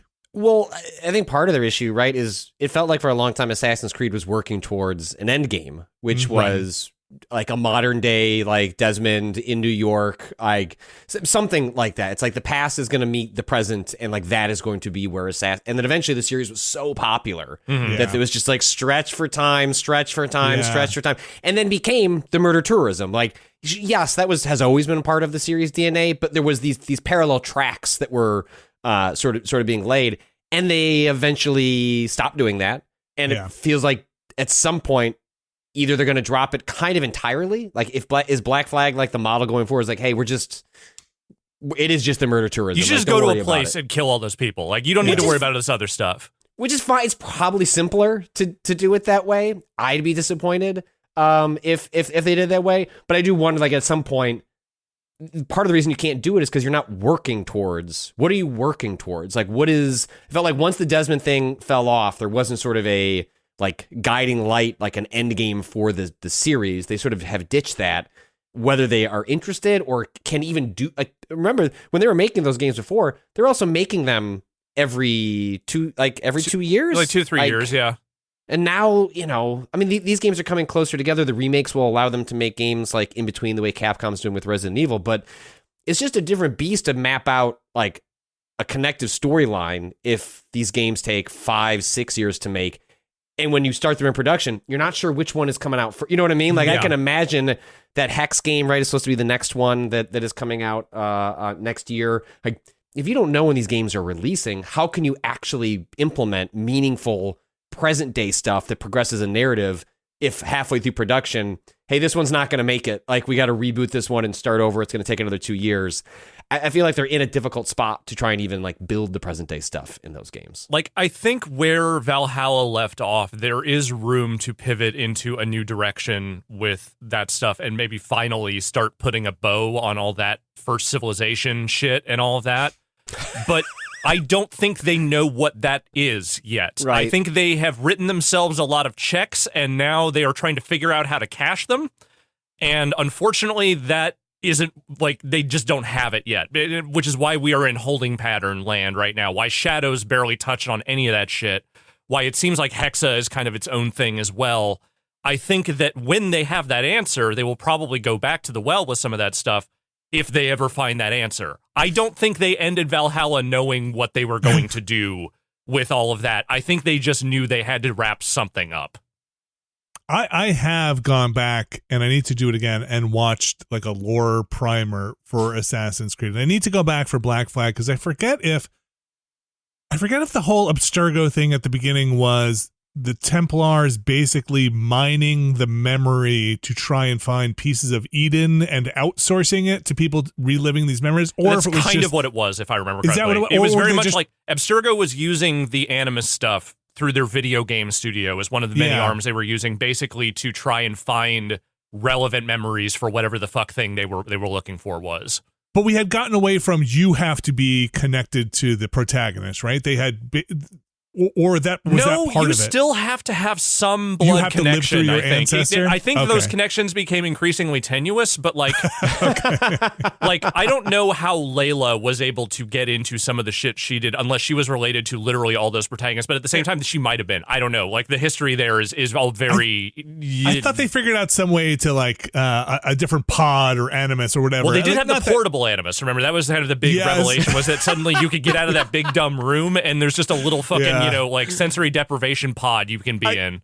They added USB-C to the core to the pod, so you could take it with you. I think we just spent more time thinking about it than maybe they have. You're probably right. Yeah, but the game itself looked fun. Watching you before you streamed it, and we did it this week. I was like, I don't know if I need to go back to this, but after watching, I was like, oh man, I really like this game. Yeah, it's a good one. Right. Yeah, And I might go back. It is seemingly a good remake of a good one. Like, I'm probably not going to finish this because there are too many other more newer games to play, like, for instance, Star Fox. But at the same time, you know, I think this seems like a really solid remake of this. And if you haven't played the original game, I might lean to the original just so you can see kind of like what they took out. What's missing. But this seems like a solid way to play it outside of maybe some of the things they excised. And I don't want to end on too dour a note here, but I think this is reality. It is just hard to know what the future of Ubisoft looks like and what the future of the franchise looks like, given where they are. I feel like every time Ubisoft pops up, there's something going on, something weird going on, and then they kind of like go back underground for a little while, and then something pops up, and they're like, Are you being bought, sold, you know, leveraged in a way? And then they kind of go back under. And they just don't have a 2026 release calendar that looks extremely prolific. You know, yeah. I don't know what Ubisoft is in 5 years right now. Like, I really don't. And I'm hesitant to even guess like what 2 years ahead looks like for them. But right now it seems like the mode they are in is, we keep making our biggest franchises and we'll figure the rest out, which is always a great mode to be in. The industry is doing a lot of that right now. Right. So yeah, so we'll see if they go back and do more remakes. If they, we'll see what Hex or Hexa is, when and if that comes out. We'll see how that Rayman game does that is coming out, and I assume they are more than happy to continue to support Siege as people will continue playing it. Yeah. I assume that is still a very popular game somewhere. That game has to be, what is it, like 4,000 years old at this point? I mean, we'll get to it in the news, but that studio that they just laid a bunch of people off from in Barcelona, it sounds like the thing they told them was like, good job, you're on Rainbow Six duty now. Yeah, right. All right. As we move through here, I'm going to mention some stuff pretty quickly. I finished Mio, Memories in Orbit. That game was really good. I really enjoyed it. For those that missed the short of it, I am going to use a little shorthand here and just say it's a Metroidvania kind of in the style of a Hollow Knight, very exploration heavy, very combat heavy, but I found it to be, except for some real spikes in challenge, optional spikes, Path of Pain style, to be a little bit lighter of a lift for my personal match with the game. Some of the bosses do get pretty tough and challenging, but very enjoyable, interesting story, a lot of good lore behind there. And then before the show, Patrick reminded us that studio is no longer around. Mm-hmm.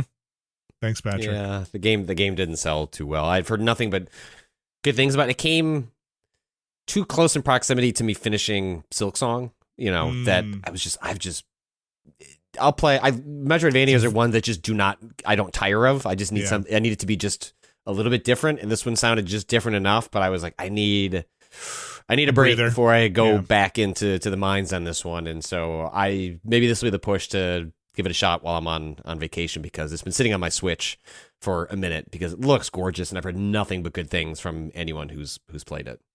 I think it's approachable, and I think it is completable, fully completable in a way that I've found Silksong. I still haven't finished Silksong to be just sprawling in a way, and also the mechanics are a little bit more like Hollow Knight, if that makes sense. And Silksong started introducing the different loadouts and the different crests and combinations of things that really started to give me pause of like, oh man, what?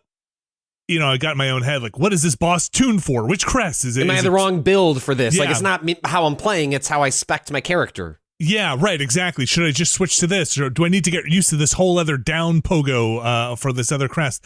Whereas Mio does have different build outs and powers you can put on, a little bit more manageable, more like Hollow Knight was with the pins, I think.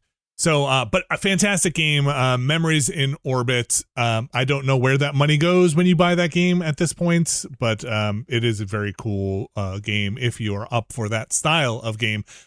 Before we bounce into the news, Patrick, you put Donkey Kong 64 on here, and I just got to know why.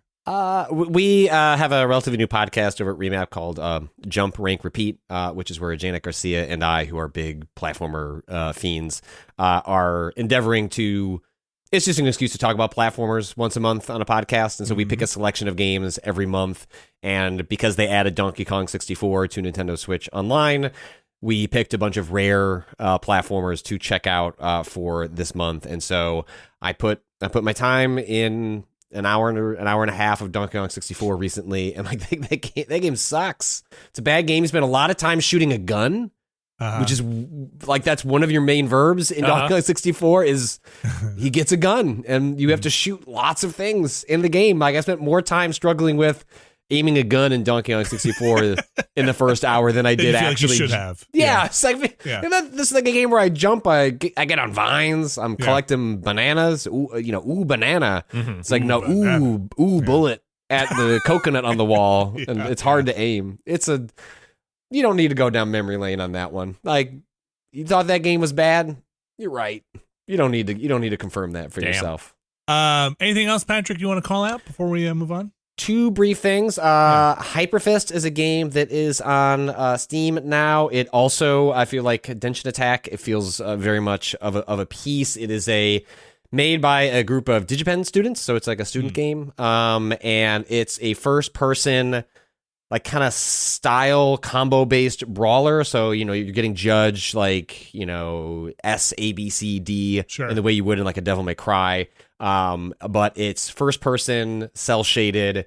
You like punch, uppercut, dash in the air, ground pound. It just feels incredibly good to play. Like within seconds, it's like, oh, when people say like, does a game have a good game feel? Yeah. Some games take a while for you to understand what that might mean based on what they're trying to accomplish. This game, within 30 seconds, like you immediately understand what it's trying to do. It feels like a lost Dreamcast game in like the most complimentary way possible. So it's short. It's got 3 levels and a boss fight. Oh. You'll finish it, probably in an hour, if not less, because again, it is a student game. But if you didn't know it was a student game, you wouldn't guess. Like it's super polished, well written, really funny. And so highly recommend. It's free as well. You don't have to pay anything for it on Steam.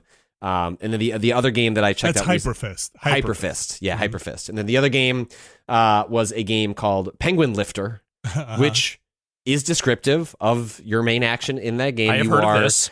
You are sent to the Arctic or some cold island in which you have been brought in to, for some reason, penguins keep falling, and you get paid $100 every time you lift up a penguin. They should call it penguin fall. They're falling down.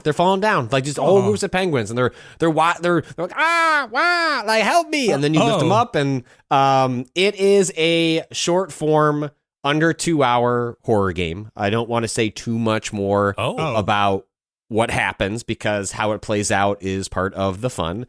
But let's just say you're there to lift penguins, or are you? It's got a really cool lo-fi look. I don't know if you've seen the trailer for. It's the new game from the Umurangi generation developer, Penguin Colony. I can look up the exact. Is it another penguin? It's another penguin game. Okay. Anyway, but it has a lo-fi sort of like, PS1 sort of look. Really, really great aesthetic. And it's just fun. Like every time you lift up one of those damn penguins, it's a delight. And then you cash in, and then a little story plays out. I think it has, again, I don't want to go spoilers, but like it has various forms of an ending that were like had me howling. I was like just really clever stuff that really uses the form of the video game to kind of play some mind games with the player. So I think I probably beat it in like an hour and 15. If you explore the whole map, maybe you could add 20 minutes, but it's really pretty short and to the point. And I had a really, really good time with it. So Penguin Lifter I forget how much that costs, but it's $5. $5. And then Hyperfist is free, but two small recommendations there. Very cool. Okay. Horror game though? Not really. I mean, tense. Okay. Like it's but it's not. There's no like. Again, I want to be cautious of saying too much about like what's happening. But okay, say no more. I would say short form horror, but not in like the jump scare monster. Like it's tense. I would say it's tense more than it's scary. But I had a really good time with it. I think that's gonna do it for the games. We're gonna take a break. We're gonna come back and talk about what is going on in the industry out there, the video game industry. Stick around. We'll be right back. All right, we are back. Now, ripples, big ripples. Some would say ripples, some might say tsunami still happening from the Microsoft layoffs, the restructuring, the seismic shift within Xbox. Now we're starting to get more reporting coming out from people who were ground level, the employees who were there. Of the 1,600 people who were laid off, starting to get stories from inside, what happened, what's going on, what morale is like. Alex Navarro, there's a story from a game developer that talks to some folks who were there or dealing with the aftermath of it.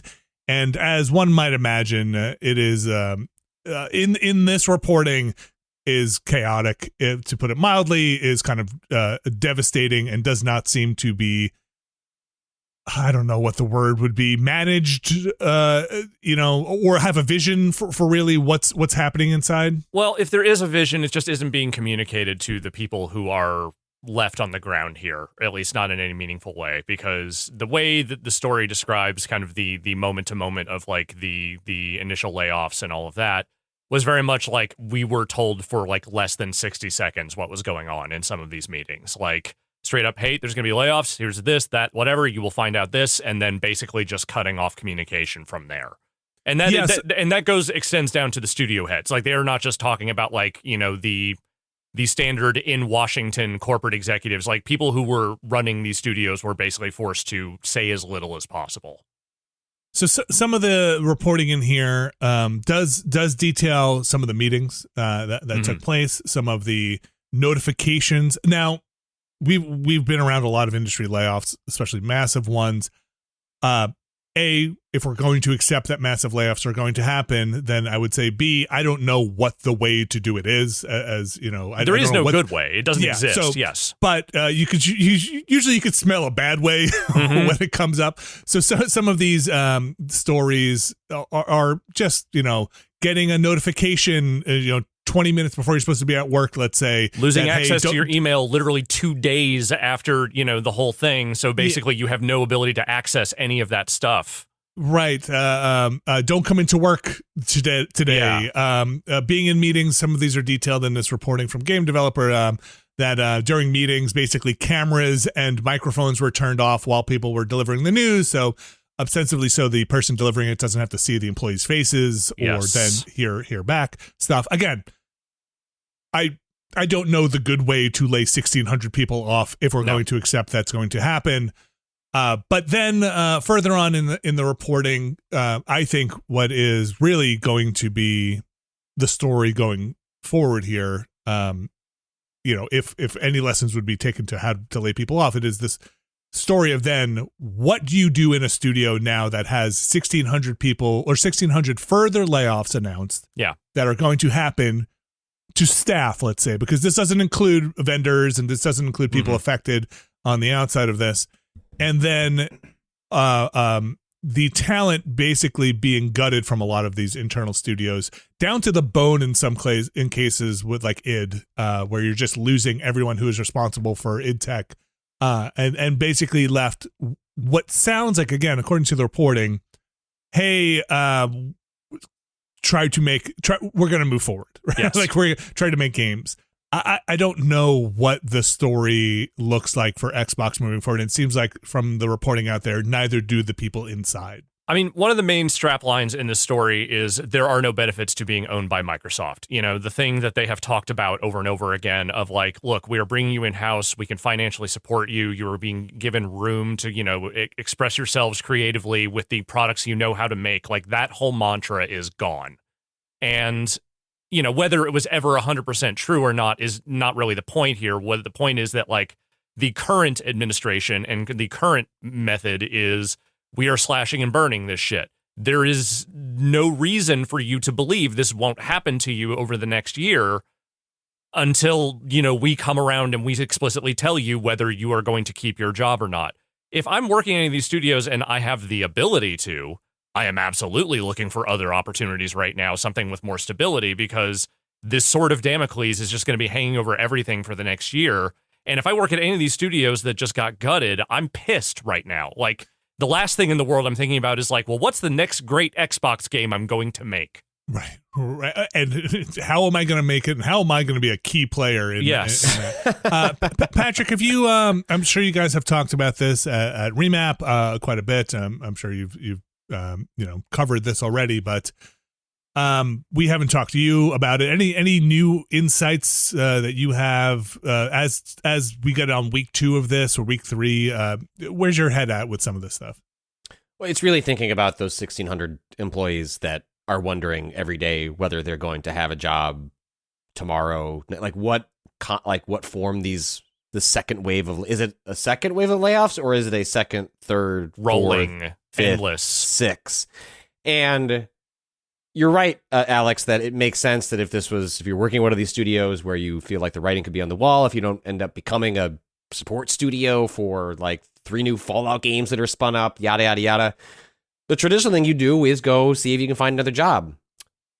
Not now. People are looking at the bleakest job market in the United States, like Canada, like one of the bleakest job markets in the recent memory that I can think of, in which, every time I don't make a habit of logging on to, LinkedIn, but like between what I see there, what I see from like friends and colleagues on like Blue Sky is a lot of frustration and suffering over like job calls being unanswered, doing interviews that go nowhere. It is just not a market in which, you know what, I should just leave and like go find something else and see if the grass is greener.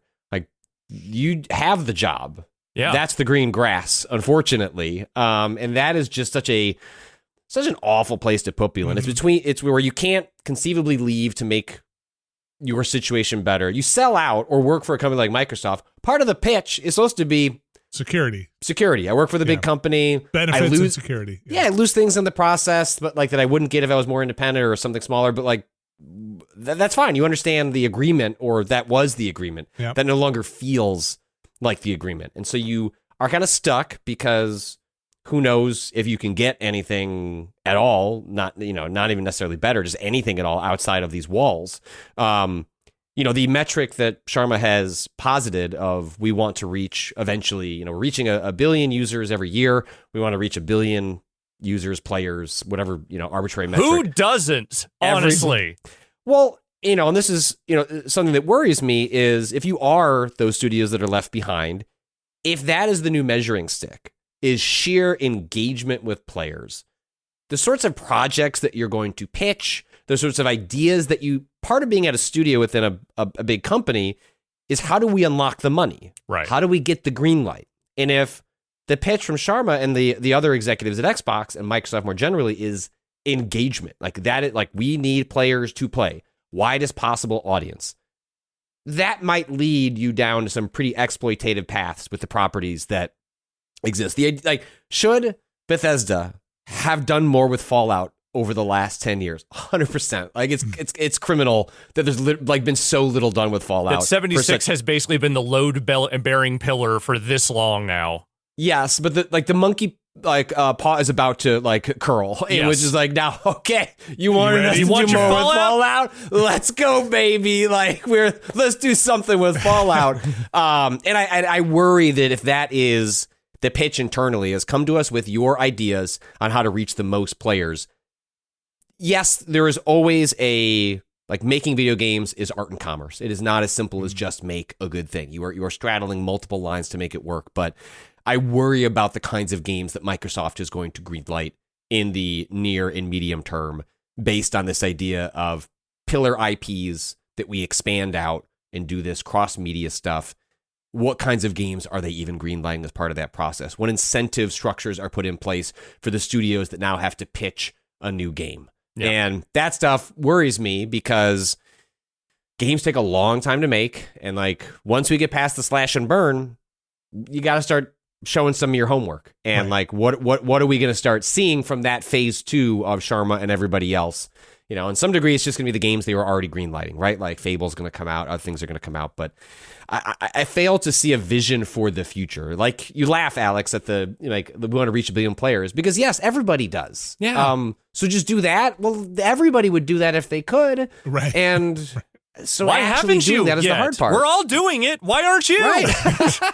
I remember, like, this is probably the way I think about some of this stuff is some of my experience and some of worst meetings I've had on a much smaller scale through CBS and these things. But I do remember being in a meeting, and we've told this story before, where one of our bad bosses at the time was like, you can unlock more headcount when you reach X number.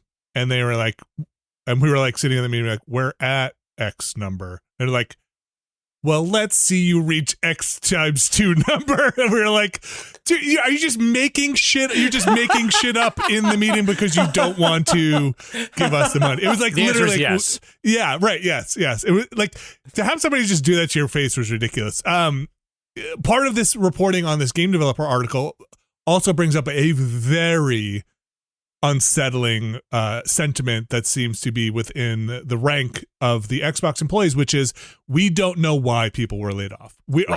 Our game was successful. Yeah. We just had a meeting which said I think this came from some of the Elder Scrolls Online people. We just had a meeting that said you guys are meeting your burn, like you're making ends meet, and we just lost our, like, we're doing it, but we were also laid off. So there, we just some people within Bethesda that were working on Doom were like, I don't get it.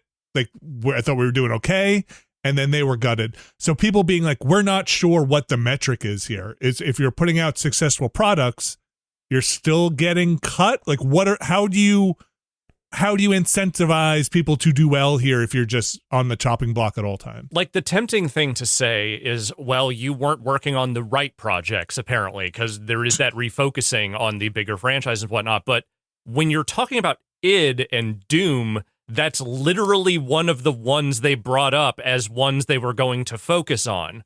So, to a degree, I understand, okay, you're focusing on id Tech people here because at some point you're going to make some kind of push toward Unreal 6 or whatever else, en masse for the company. But also, you should talk to someone that has ever played an id game and talk about engine stuff a little bit before you make this move, because people love id Tech, and it actually did a lot of good for just about everything in Bethesda over time. Like, that technology, the technology arm of id Software, is one of the bigger and more important parts of all things Bethesda. So if you're just cutting that whole element off of Bethesda and say, no, you are the Fallout and Elder Scrolls machine now, maybe we'll let you make Wolfenstein, then okay, sure. But that's not going to foster much support for anyone in id right now who wants to continue making games the way they've made for the last several decades. Again, here's another anecdote, just to kind of illustrate communication from the top down sometimes, even people who are pretty high up. And the lack of communication, because I'm starting to become a little bit more and more convinced as some of this reporting comes out that they might be just squaring things up to do something with the Xbox division, right? Whether that is to offload it or cut it into a different reporting line or do something with it. When I was at Giant Bomb, I was having talks up until, Alex, remember when we left the office, we were for COVID, and then we were out, and then the sale happened to Red Ventures. Yeah, it was all a little bit of a mush in my brain, but I do remember that. So just keep that in mind. That's how it happened. I was having talks with senior people, very senior people at CBS and that organization about like different job stuff going on, right? Like, hey, what are we going to do? Like, what's my next role going to be? Can I do this? Can I take a broader position here? This, that, and the other thing. And I felt like I was like, okay, these are really having a lot of meetings here that seem to just be like a lot of, yeah, okay, you know what? You should have a meeting with this person, and we should have a meeting with this person. And then to find out that we were sold to another company that just reorged the entire place, not more than like a month or two later, right? It was like, you motherfuckers, like, you had to have known this was happening, And this was never going to be in the cards for me because it was basically like, yeah, no, focus on this stuff. Yeah. And what we were talking about just evaporated. It just never happened.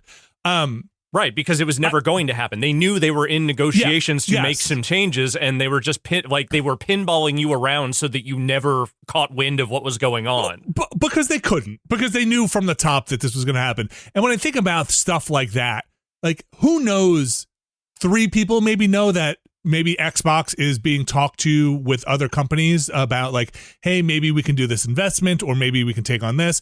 What would it take for this to happen? Well, you're carrying around a lot of weight, right? Like, what if we slimmed it up? What if we made the payroll look, you need to get rid of 50% payroll or whatever it is. However you make the books look better so you're not carrying around a lot of OPEX costs, a lot of costs that come on the burn, what are your investments, or all that stuff.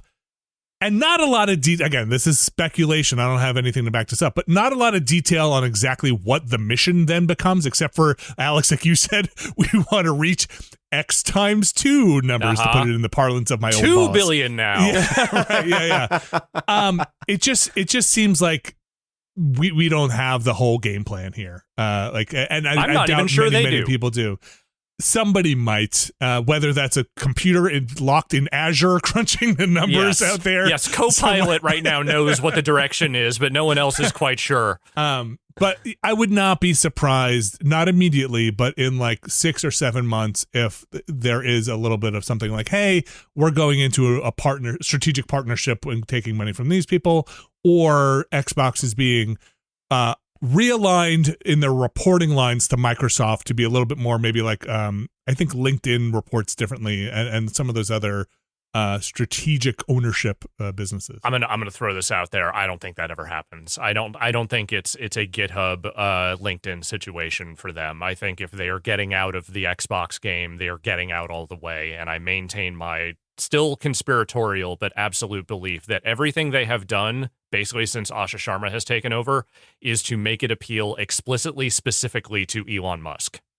Oh, you said that. I'm telling you, that into this world. Take it man. back. No, take it back. It's literally called Xbox. It literally. You go watch that SGF video. Go look at the fucking red meat they are throwing out there. They are specifically. They know he's an idiot. They know he's dumb enough to buy it. And he can. And he can, and he would. Yeah. And he would turn it into some sort of fucking epic bacon win for himself for about 5 minutes until he actually looked at the business and realized what he had just bought. I don't even like entertaining this thought pattern because there's I've never heard someone utter that idea. But that's what would happen in the bad place. Yes. It's gonna happen. I'm sorry. I'm not a sage, but I might as well be on this one because I know in my heart of hearts it's going to happen.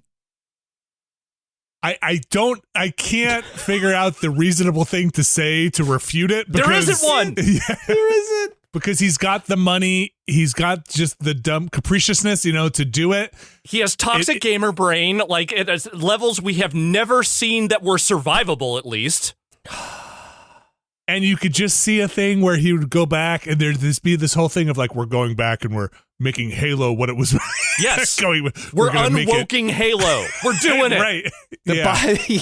Finally, Gears of War won't be woke anymore. Like, what? What does that mean? Who fucking knows? No one does. I don't know. No one. It's right there. You're right. E-Day. It's right there. Elon Day. Yeah. That's it. I'm out. The new E-Day. That's if what that happens, I'm done with video games. Oh, don't say that. I'm telling you. I can't. The probability rate's a little too high for you to. I know, and I'm saying that's it for me. That's the last straw. I'm telling you. Straight into the ocean. Just walk straight line. So this game developer story, if you're curious, is worth going through. Again, it's got some anecdotes from people who are talking about being in there.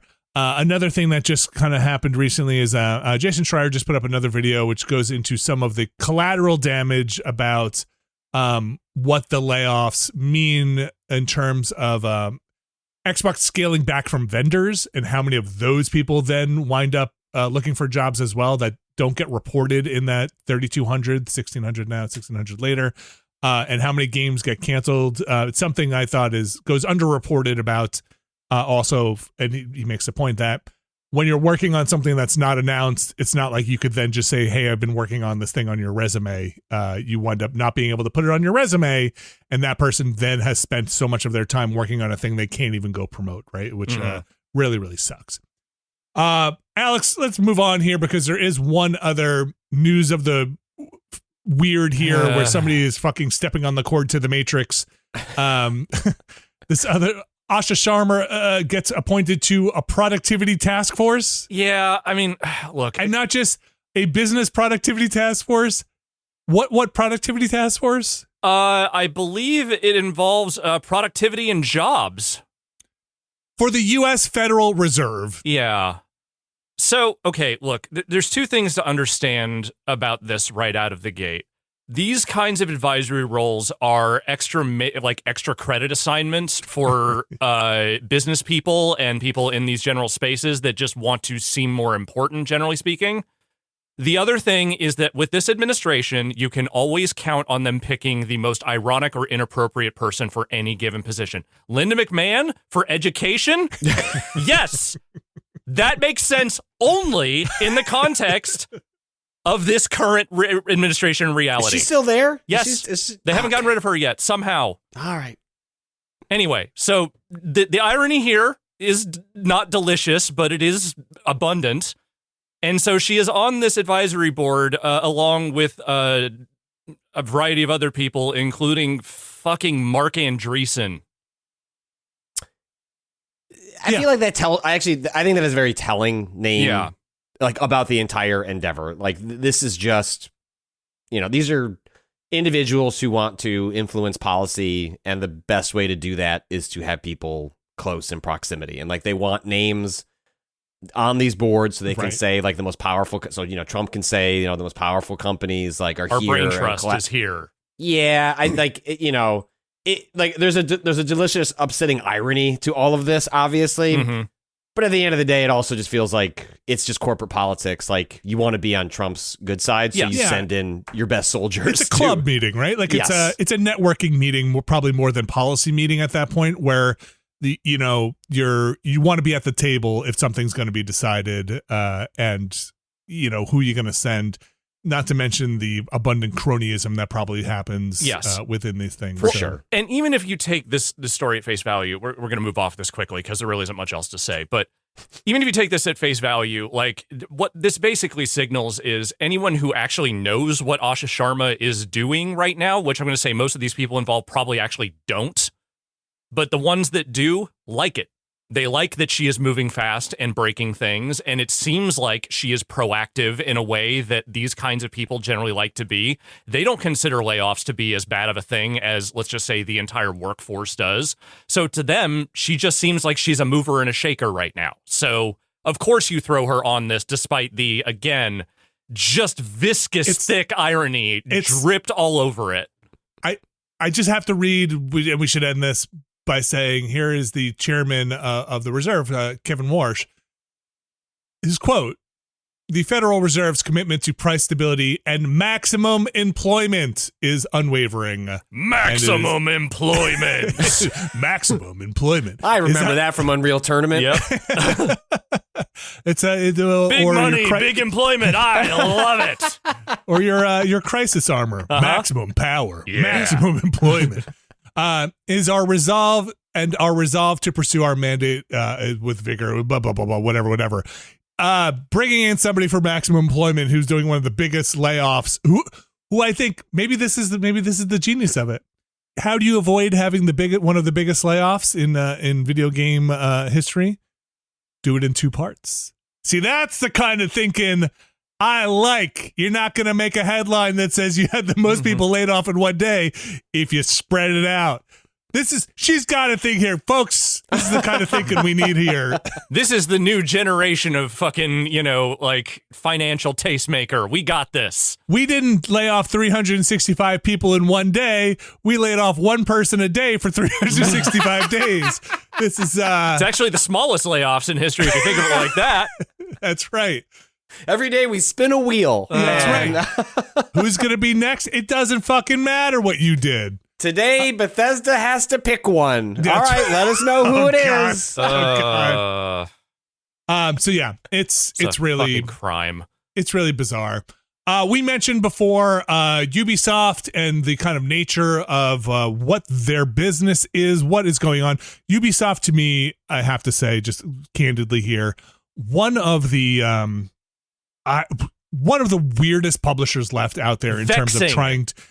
They have their like existence. 8,000 studios. If you ever have the luxury of being able to finish a Ubisoft game, the credits are like 95 hours long because they have 8,000 studios that work on it. God knows 4 different continents are represented on every single game they make. Yeah, it is really, and then they always seem to be in some kind of distress, like the whether it's investment distress, whether investor revolt distress, like, you know. It's very hard to piece together how healthy a company Ubisoft is. Alex, some union members in Barcelona are trying to maybe tell us how healthy or not healthy the company is. I'm trying not to be flip here and just call them the biggest drama queens of all like publishers of all time, but they kind of are. Like, it just, there's always some new drama with Ubisoft. They have never had a period of peace in their entire existence. I think that sounds about right. But what is currently going on is very much a self-inflicted thing, which is these layoffs at the Barcelona studio, which was not the primary studio on Black Flag Resynced. That was Singapore, I believe. The studio that also had to make the Skull and Bones thing somehow exist in the world. But Barcelona did some specific work on this game. I guess they worked on the underwater sections. Like, basically all the underwater gameplay for Black Flag Resynced was done there. 51 employees are scheduled to be laid off based on where things currently are, though there is still like arbitration and stuff going on due to, I assume, Spanish employment law. But there has been a strike called basically by the remaining employees at Barcelona, where they are calling not only for the cancellation of the 51 layoffs, but other things as well, like stronger job security guarantees to prevent layoffs like this in the future.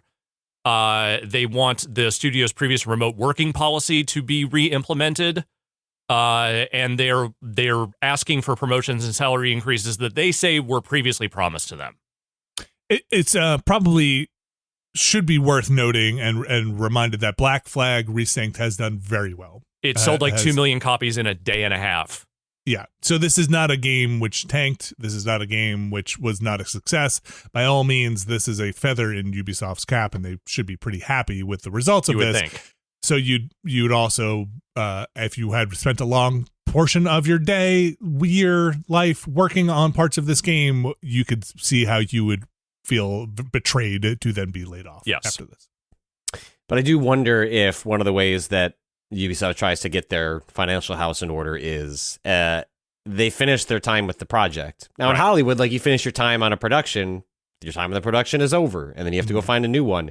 Here, I wonder if they simply fell victim to Ubisoft doesn't have something to put them on. Okay, well, rather than figure that part out, you're just gone.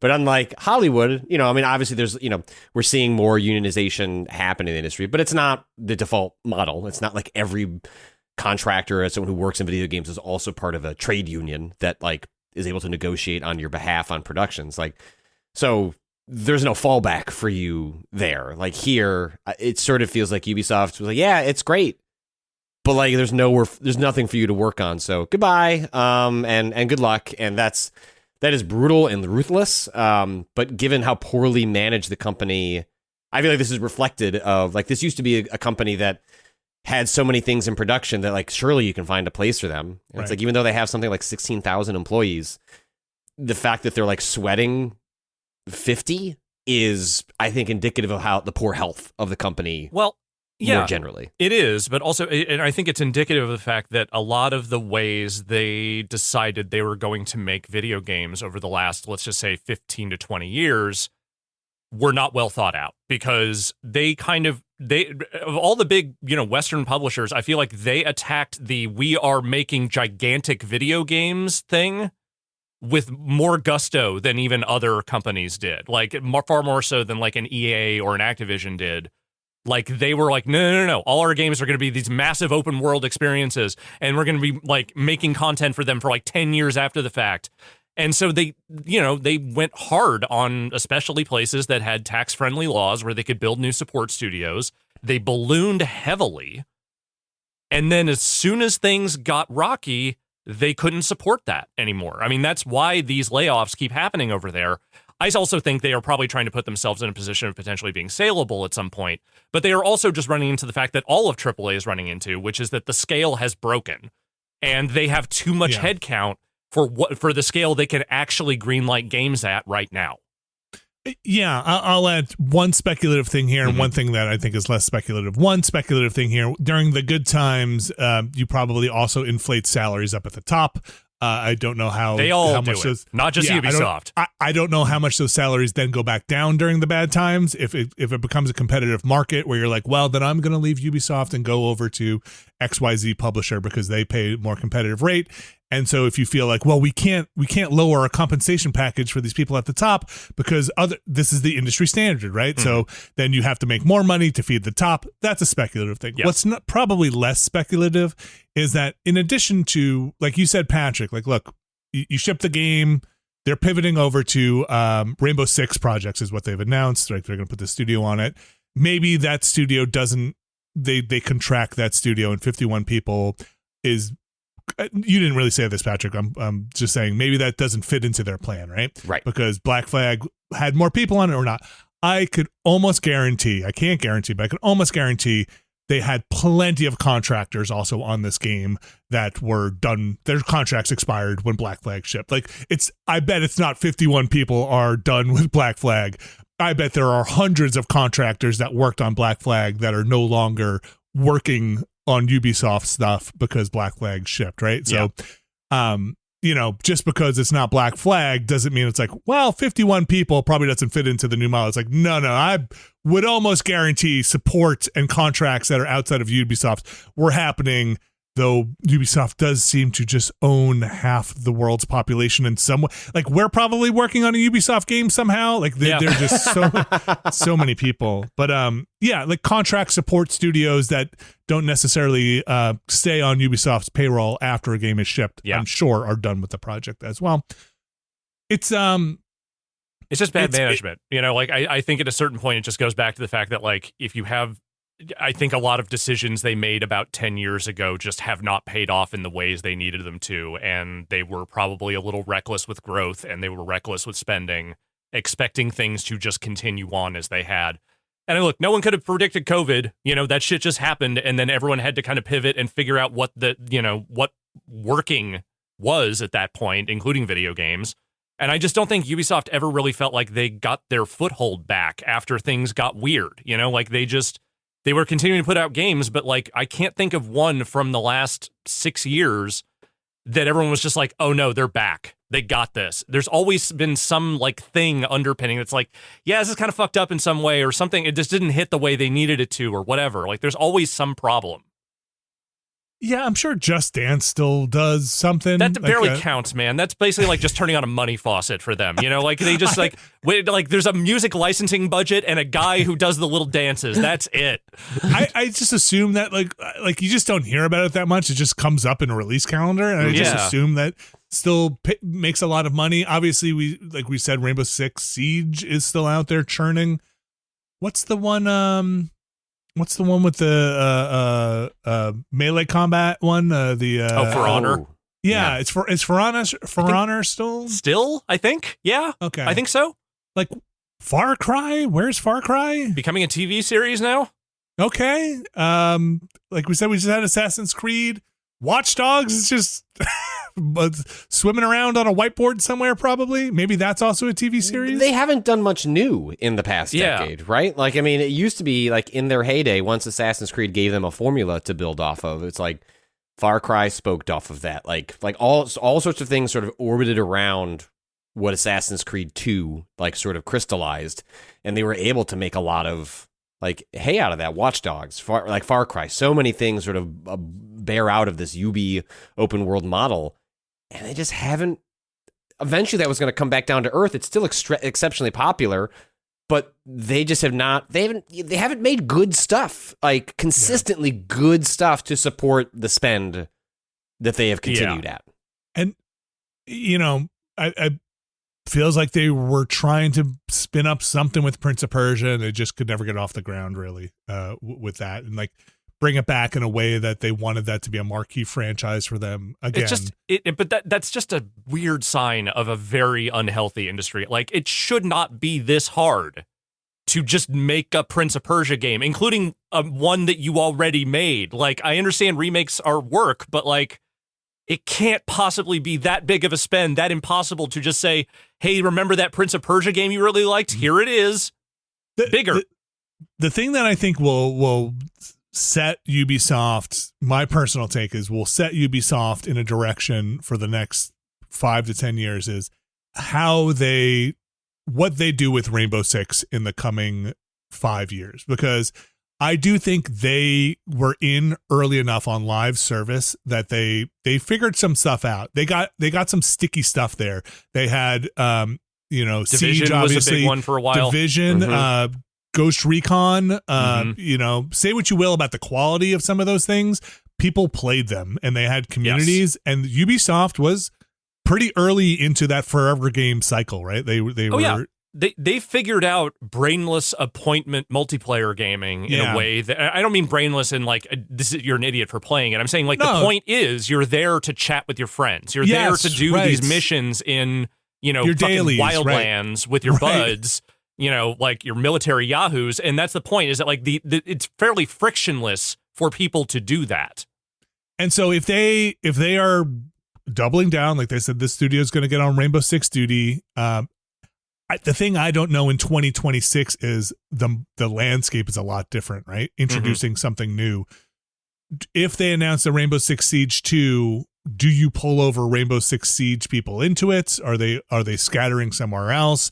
I don't know, honestly. I do know I still know people who play Rainbow Six Siege. Like, yes, it's still popular. Yeah, it's kind of amazing. We'll see where they wind up. Again, one of the weirdest studios or developers, publishers out still there. A family business to some degree. Yeah. Maybe to its detriment to some degree. Yeah, probably. Most assuredly. All right. We got another story here about a changing industry. Glen Schofield. Yep. You heard of him? Dead Space, Call of Duty, Callisto Protocol most recently. Protocol. Yeah. Mm-hmm. Announces he is retiring. The last man to retire in America. Congratulations, Glenn. You did it. You got in under the wire. Yeah, like, does anybody retire? Will he actually retire? Oh, he'll go be on some board somewhere. I'm sure he will do the thing that a lot of like executives do, which is some stuff to keep themselves busy while also enjoying their actual retirement. The guy's been around for 35 years. I get it, man. Weird time to be making video games. Yeah, it's also kind of added in some of the talk here that it's like, hey man, it's like hard. Yeah, it's a like you that was my read on it. Was like, I think he went to go pitch a video game, couldn't unlock the funding, and said, "F it, like I don't actually need to be doing this." So I just won't. I think he had talked about trying to reacquire Dead Space from EA once EA made it pretty clear they were tragically done not continuing that, despite making probably the best remake of all time. I don't feel it's a very good remake as remakes go. It is way up there. And Callisto Protocol did not hit. I beat that game out of spite. I don't think it was terrible. It was clunky though. It was very clunky. Clunky. The last boss was terrible, but it wasn't a great game. But it felt to me like the thing that a studio that had funding for a while and aims at bigger things could have used as a launching point to make much more interesting stuff down the road. It was a very much a game that I wanted to play the sequel to. Like, as I'm playing, I'm like, am I having a great time? No, but I do like the swings you're taking here, and there's probably something here that you could make a good version of. I don't think it's here. But the scale of those games is just not, and that game just didn't end up selling. It didn't hit that hard, yeah. Well, and so this really just reads like, and I wouldn't be shocked if we see a lot of retirements of this caliber in the future. It's just your name is not enough, franchise is not enough. There's just money is being spent elsewhere these days, and so maybe he unretires if like the vibe changes in a couple of years. The right thing comes along, maybe. But honestly, I think if you can get out and you're good, you should get out. It does seem like go enjoy the time you have. Look, I love the video game industry. I think it's just in a place right now that is just not healthy for a lot of people to be in. Yeah. Like there's no part of this ecosystem that is thriving at the moment. It just doesn't feel like top, middle, and bottom. It doesn't feel like the odds are in your favor. Yeah. It almost sounds like maybe it always has been, and I just didn't realize it. It almost sounds like what everybody used to cliche call like opening a restaurant, right? Be like, the rate of failure here is like 98% for opening a restaurant. And to your point, Patrick, like, yeah, totally. Yes. A game that you'd often be like, hey, this is a great game. The sequel is going to be awesome. I just feel like there are no second chances in putting out a game these days. If you didn't make it, we've seen it. The like time to studio closure is, even if you put out your game, so short now, right? That's if you were able to even ship a game, which you kind of are lucky if you can. So I don't know. Yes, get out if you can. I don't know if that's the message. If you're good. Yeah. If you're good, never been a better time to get out of video games. Yeah, maybe. Yeah, right. I guess what I would say is understandable if you're like, yes. I'm willing to leave that part of my life behind right now. Okay. This one I threw in here for me and anybody else who just is a big fan of, repairing, right to repair. Valve has had a pretty good relationship with that stuff, usually providing parts, OEM parts, putting out stuff to allow you to fix your shit from their somewhat limited hardware range, is my understanding. Partnering with iFixit. It sounds like the LCD spare stuff at iFixit is drying up, at least OEM stuff that is original Valve manufacture. It doesn't sound like anything nefarious is going on. Maybe just that production is just, ceasing. They're not sourcing it anymore. Right. You're not going to be able to get it. The other kits, I think, are still being made available. It winds up being bad timing because as things age is when you want the stuff the most, right? So the longer in the tooth your Steam Deck LCD gets, the more you're going to want a spare battery, screen, something like that. So just a little heads up. It sounds like from some of this reporting, I was looking at something on techpowerup.com that they will probably just source third party. You just won't be able to get the original parts and backfill in there. So if you have an LCD Steam Deck, maybe something you want to be aware of. Don't throw it in the trash because it's going to be expensive to buy a new one. Yeah. Half joking, but I do feel like there's probably a second life, not the video game, but movement that will happen. I'm like, hey, I really want to learn how to repair my broken PS5, or probably a lot of room in the market for, hey, this thing that I probably would have gotten rid of, now I would love to know if there's a way to open it up and repair it. Not that we will see corner mom and pop repair shops opening up again, but probably a lot more room if you are somebody skilled to have a YouTube channel, let's say, with showing people how to repair something, if it's possible. Bring back, I'll say it, bring back Radio Shacks. There we go. But not like the last time they tried. Not like that. Don't give it to some fucking crypto guy and then see what that turns into. Just regular Radio Shack before it sucked. Like stocking like a couple of capacitors and pieces for repairing stuff. Like it wasn't Trekkies. Cool. Just put a dipshit fucking high school kid in there and just like force him to talk to weird transistor nerds. Yes. All right. I think that's going to do it for the news. I'm sure there's plenty more happening even as we speak, but that's going to do it for the news on this show. We're going to do a quick email run here. We're running a bit long, but it's been a good one. But we're going to do a couple of emails here. Email address is podcast@nextlander.com. Podcast@nextlander.com. We have had, I have to read two of these quick emails here. We have had a little bit of Dublin talk recently. We've had some Irish people on the show, Patrick. Makes sense to me. You don't have to explain. I just assumed. Yeah. A little bit of like, how is Dublin? And maybe Dublin sucks, and Dublin is troubled, but is a fine place. Yeah. Okay. So I'm going to read two emails here, which really made me giggle. Okay. And I'm going to read these because some of the language in here also cracks me up. Okay. Hi, folks. On the Dublin hate, as a lifelong resident, bar a 4-year stint in Letterkenny, GTFO of their ASAP, to be honest, I can weigh in. Look, I'm going to be reading through these. Yes. Thing is, everyone who doesn't live here just loves beating up on the capital. It's the closest thing Ireland has to a real city, so yes, we have big boy problems. It is a real city, by the way. I've been there. It is a real city. I've heard. I have you say. Yeah. I have a friend from Galway that stayed with us for a long while in the Big Smoke, and he again, just reading. The Big Smoke. I don't know.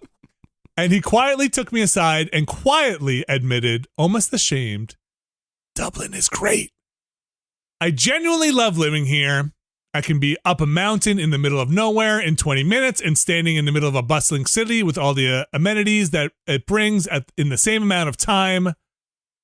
We had mentioned, I think Lexi had mentioned that Barcelona is a place where some ex-Dubliners go because it's cheaper, right? Mm-hmm. Barcelona is lovely, but I'd rather not endure 104 degrees Fahrenheit summers, to be frank. In short, fuck Cork. It's funny. Cork is where I went first in Ireland. Okay. Keep up the good work, Nextlander.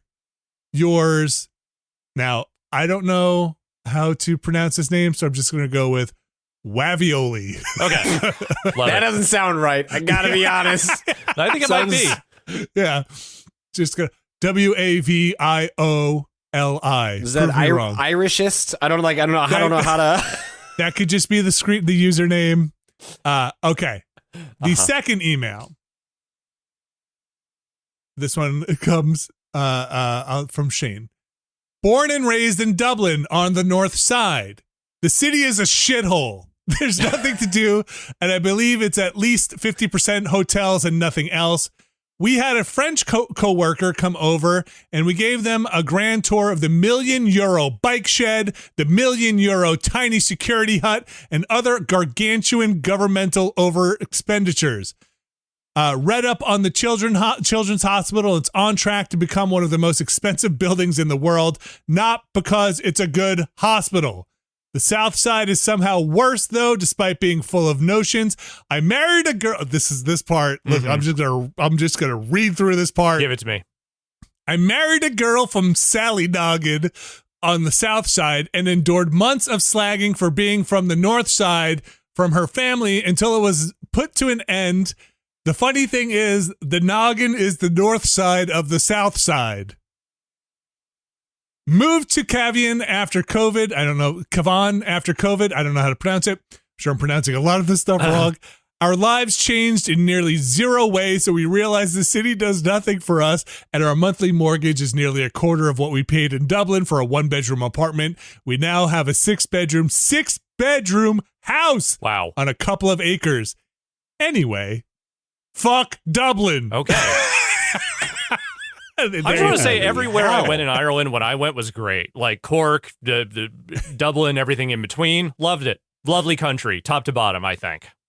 I should add, these emails were all sent in good fun and good jest, but man, people do like to shit on places that they love sometimes. I love New York City. I will shit on New York City, but I still love it. But there's nothing like some good lighthearted European beef. There is just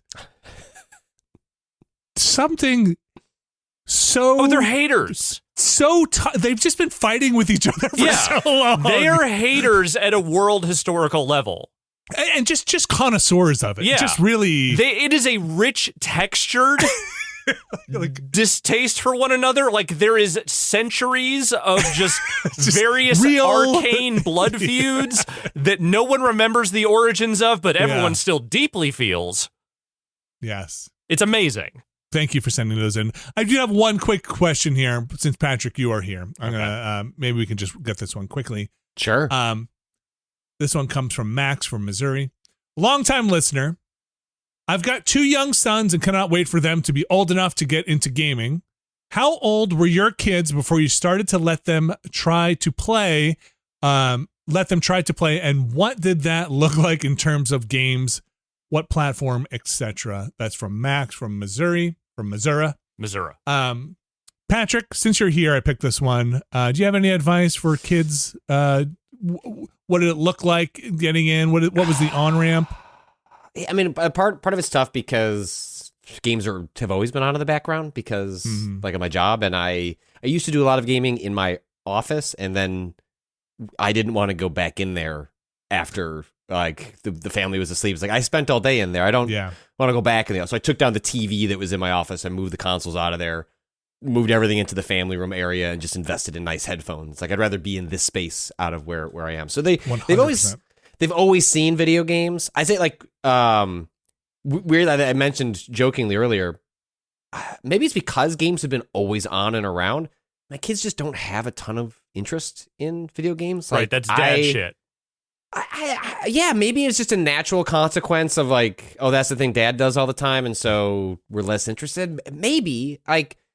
They've just never shown much of an interest in video games, despite having access to literally any video game they could ever want. Yeah, I mean, look, when I was growing up, I did not find what my parents were doing was interesting. You know, I had to go do ballet stuff because my mom was a ballet teacher, and I had to understand that stuff against my will. I never experienced much interest in particle accelerators, despite the fact that my dad was working on one. You know, it was just like it felt kind of like it's parent shit. I don't know what to do with that. So I found my own things. So yeah, it's funny that with my own kids, like we'll see where my youngest goes. My oldest kind of unlocking that she likes scary stuff and horror. It's not something we push, but that was much more passively in the house than video games were. So I wonder if that's part of why that has stuck with her and kind of wormed its way into her head. But I will say, the games my kids always responded to were platformers, right? Like, so like they responded to like big, colorful characters. Like one of the first games we played, like as a family, was a decent chunk of Super Mario Wonder. My youngest fell off that because the original Switch version of that basically treated the easy mode as like you had to be Nabbit. You like, couldn't be. Yeah. You like nobody wants to be Nabbit. Nobody is out here wanting to be Nabbit. Nabbit doesn't even want to be Nabbit anymore. So as a result, whenever that game came out, you know, like my oldest was having a good time with it and would play with my wife and I, but my youngest felt like she was being punished because she had to play as Nabbit. She couldn't be Peach. She couldn't be Daisy. And then you're playing as Nabbit, who can't use any of the power-ups, so he can't be an elephant. I mean, it was a really poorly designed system. They fixed a lot of that stuff in the Switch 2 update to Wonder, where every character has an easy mode where they turn into a bubble if they fall on a platform. They get pushed alongside. You can turn into the elephant. Astrobot was the game that both of my kids really latched onto. Interesting. Like they both like were really taken by the character and wanted to play levels like with me and by themselves. There was a very funny moment where they both learned how to platform through Roblox, which has terrible platforming. Oh yeah, if you can learn there, dude. But that's where you're in the mines wherever you find yourself digging, and that's where they learned how to jump into 3D space with analog sticks on the iPad screen, and they figured it out. It was a very funny moment where my oldest is playing Astrobot. It was the first time she held it in her hand, and she goes, "Wow, it's so much easier to control." And I'm like, "Yeah!" Because it doesn't play like shit, like Roblox over there. So, and actually, I found, lots of parents are going to say no to Roblox, and it's totally fair and understandable. And I don't take my kids playing it as an endorsement of the platform. But sometimes Roblox would be an entryway into then trying other games, right? Like my oldest would play a survival. 99 Nights in the Forest is a survival game on Roblox that was and maybe still is very popular. And because of that, then we tried some survival games like on PlayStation and like had some fun because she understood the mechanics and sort of like what you do to like survive a day, and that became sort of an entry point for her to understand that. And then I would sort of introduce something else. We're both going to try to lead them away. Yeah, well, it's like I don't want to play 99 Nights in the Forest, but like I'll try this other one. Or we're both going to try like a Backrooms game because like she liked Backrooms. Like there's all these different Backrooms games that we could try and see if that works. So I feel like I don't have a ton of great advice to offer because I never got to do the sort of natural introduction of a thing. I'm doing like that through horror films. I feel like where I'm doing what this person is asking for. Vinny, I'm not sure how it worked for you, if it was any different. My kids were very interested in video games. We played a lot of Sonic racing, a lot of kart racing. Sure. Mario Kart was the big one. Like especially because you could turn on the automatic steering and the assist stuff was great, and then we would just turn those off. There was a great moment with my oldest where they played Mario Kart World together. And she finally turns to me and goes, I'm tired of getting first place. And I was like, she's like, you have to do 50cc when you play with your sister because otherwise she's not going to have any fun. I was like, right. But I was like, this is awesome. Like you've hit a point where you are bored with the easy mode. And I was like, you need to, next time you play by yourself, like go to like 100cc and like you'll get third place and like learn how to actually engage with the game. Yeah. So, my kids have very different taste though in games. Stuff that they liked Luigi's Mansion, the one where you could do co-op, where one plays as the Gooigi. Right. That worked out well for them. I'm trying to think early on stuff. Like I said, the kart racing stuff was fun. I do remember doing Odyssey and the Cappy and the Mario co-op stuff. I found extremely frustrating, but they were okay with it, I think, early on there in terms of helping them out. I think those really do. Nintendo does have something there with that kind of co-op, though it might seem so weird for two adults to use it. There is something there where an adult can help a child out who's like, hey, I could just hit everybody here. I think similar one in Donkey Kong Bonanza where it's just like, hey, I could just blast everything that's in your way here. But they have different tastes. My son likes challenging, punishing games now, and my daughter likes narrative kind of games that are creative, games where you build things and have a story, and my son's playing like Demon Souls and my daughter's playing Tomodachi Life, right? That's like incredible. My oldest got very into Tomodachi Life for like, there was like ran hot with it for like a full week. I think that game's boring. Me too. I think that game is really boring. I'm not sure I get it. My partner's still playing it since it came out. So, but like they need more variety. Like how many times does somebody just get stuck in the ground and you're like, oh my gosh, this is here. Let me help you out of the ground. And it's like I can't. It's like the same four things that happen to. I don't know how to explain this to you any better, Vinny. So I'm just going to say it bluntly. If that is a problem for you, there's nothing here for you. Like whatever problems you have with Tomodachi Life. The Tomodachi Life player, their brain simply does not consider the things that you consider. Okay. It does not matter to them. They have found the thing, and it's just not there for you. Yeah. I think you're right. Because my daughter does. I think she likes getting the people into relationships and like putting the houses together and doing the clothes. Yep. And look, my daughter also was like, my son. This is outside of the question. Sorry, Max from Missouri, but my son has that thing where he will finish a game because he has to finish it, right? It's like, right. I have to beat this thing. Why? Because I have to beat it. And my wife will be like, what do you get from it? You don't get a receipt that you beat it. Who cares? Right? And I'm kind of like that too. And my daughter, who is playing Mio, got through a lot of really difficult stuff in Mio, some of the really challenging stuff, hit some bosses and are like, I think I'm good. I think I got the story.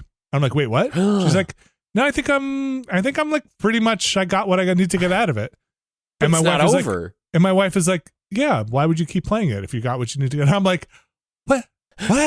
What is? Wait, you're like at the last boss. You I'll don't finish want it for you. Do you just want to watch?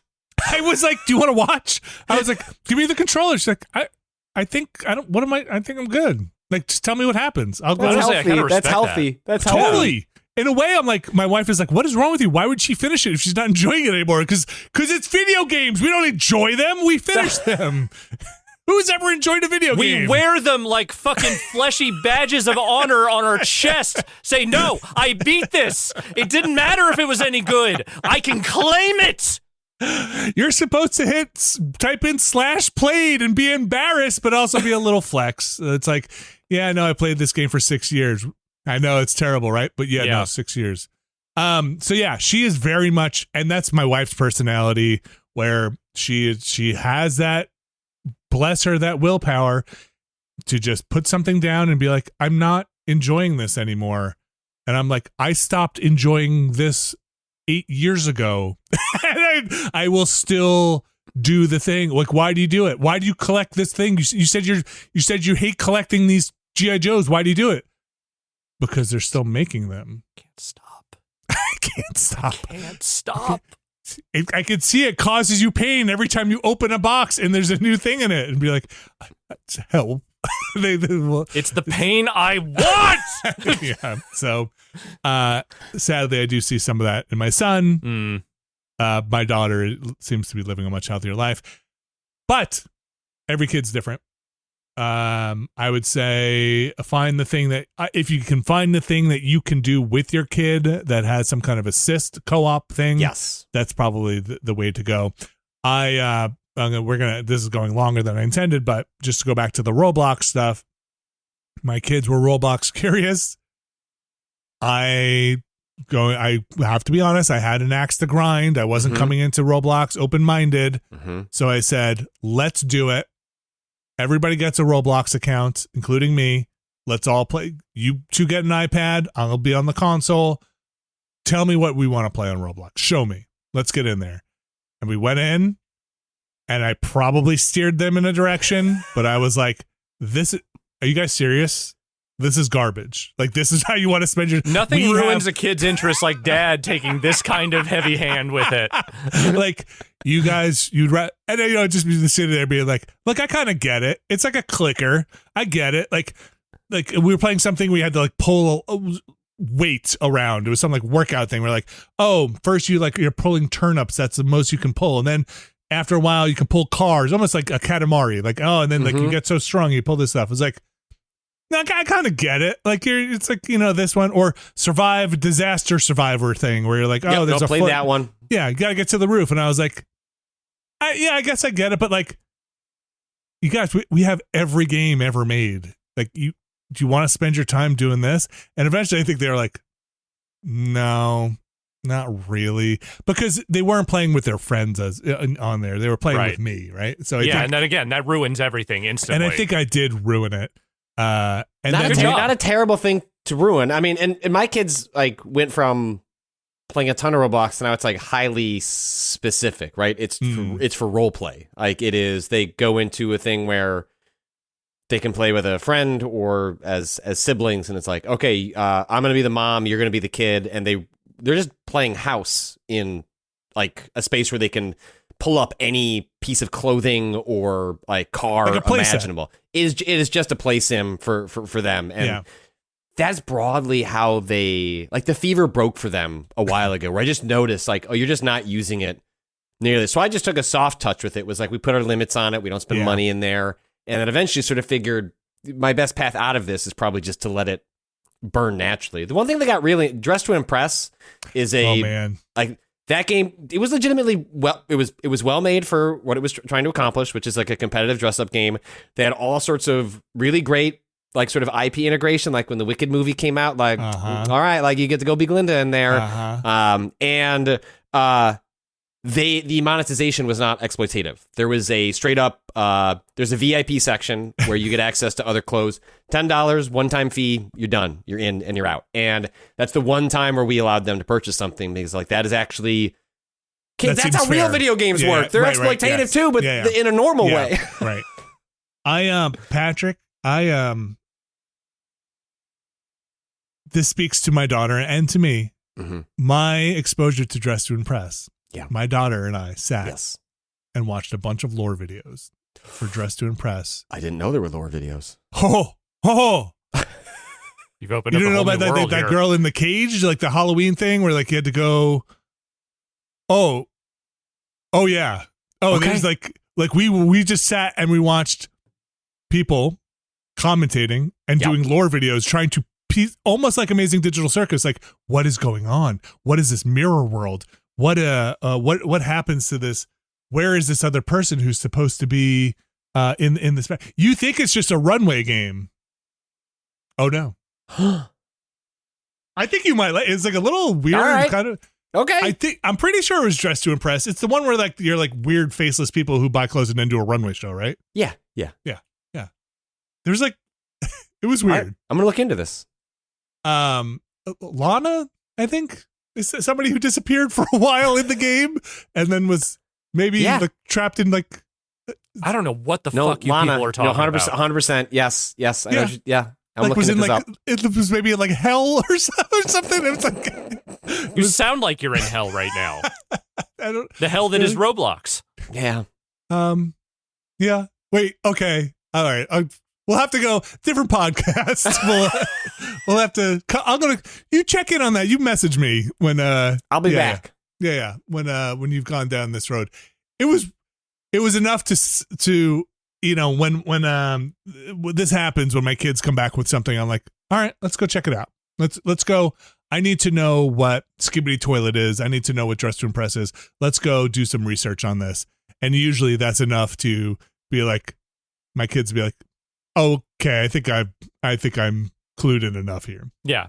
Sometimes learning what's under the hood is enough to put you off it entirely forever.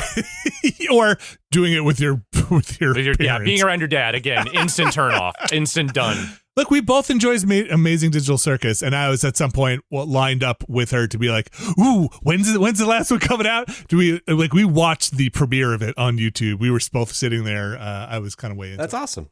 Yeah, that was fun. Yeah, but that was also All right. you engaging with it in a way that was not actively discouraging, maybe the way you were with Roblox. I tried to not be at first, but I'm sure it comes off as kind of terrible. All right, that's gonna do it for the podcast. We cannot help ourselves. Patrick, you're on here. I have tons of stuff I want to talk about. We get a shiny new person. We can't stop talking. It's impossible. But that's going to do it for now. We've got a bunch of stuff going on at the Patreon. You can check it out, patreon.com/Nextlander. We have the return of the Watchcast. Alex Navarro, the Watchcast has returned. It has. Much like an undead vampire, it has come back. You cannot stop it. Forever does the Watchcast sparkle in the sun. What have we come back with? We have come back with one Abby Russell bringing her greatest movie of all time, Twilight, which is not actually her greatest movie of all time, but she has been begging to do this one for a while, so we did it, and we have, in fact, podcasted about Twilight. And then this week, I believe we were recording Ghost in the Shell 1995 with one Austin Walker. That's right. We have a couple more guests coming through, Austin being this week's guest. Ghost in the Shell, that'll go up next Monday on the Patreon. Mm-hmm. And then we've got Never Been a Better podcast coming around. I think we're recording next week. We've got the Ramblecast. Like I mentioned before, Eye Patch Wolf, John came by and guested on that.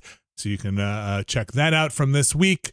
Bunch of stuff. Patreon.com/Nextlander. Plenty of tiers there. There is one tier there, though, that gets their names read on this here show. Alex Navarro, would you be so kind as to run down our mysterious benefactors for this week?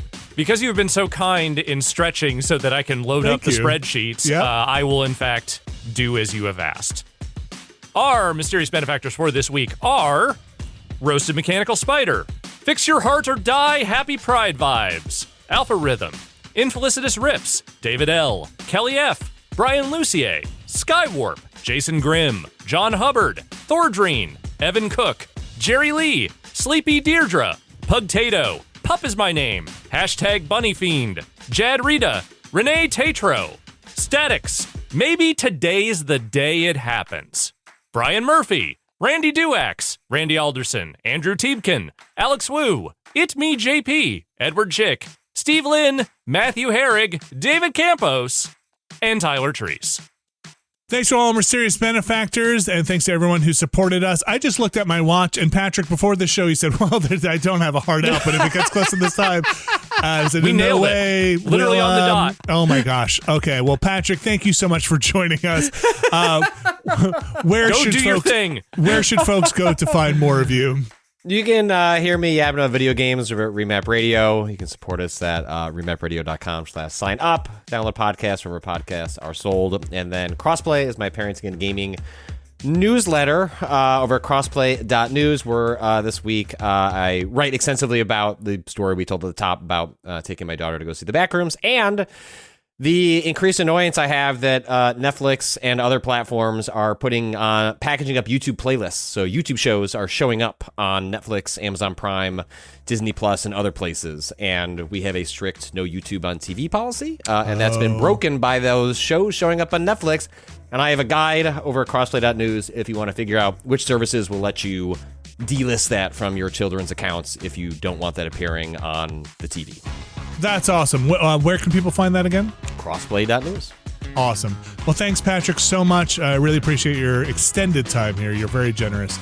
I appreciate it. Alex Navarro, thank you as always. Thank you. And shout out to Brad and his family while he is out on family leave. We hope to hear from him when he is ready. That's going to do it for the podcast for this week. We'll be back next week with another Nextlander podcast. See ya.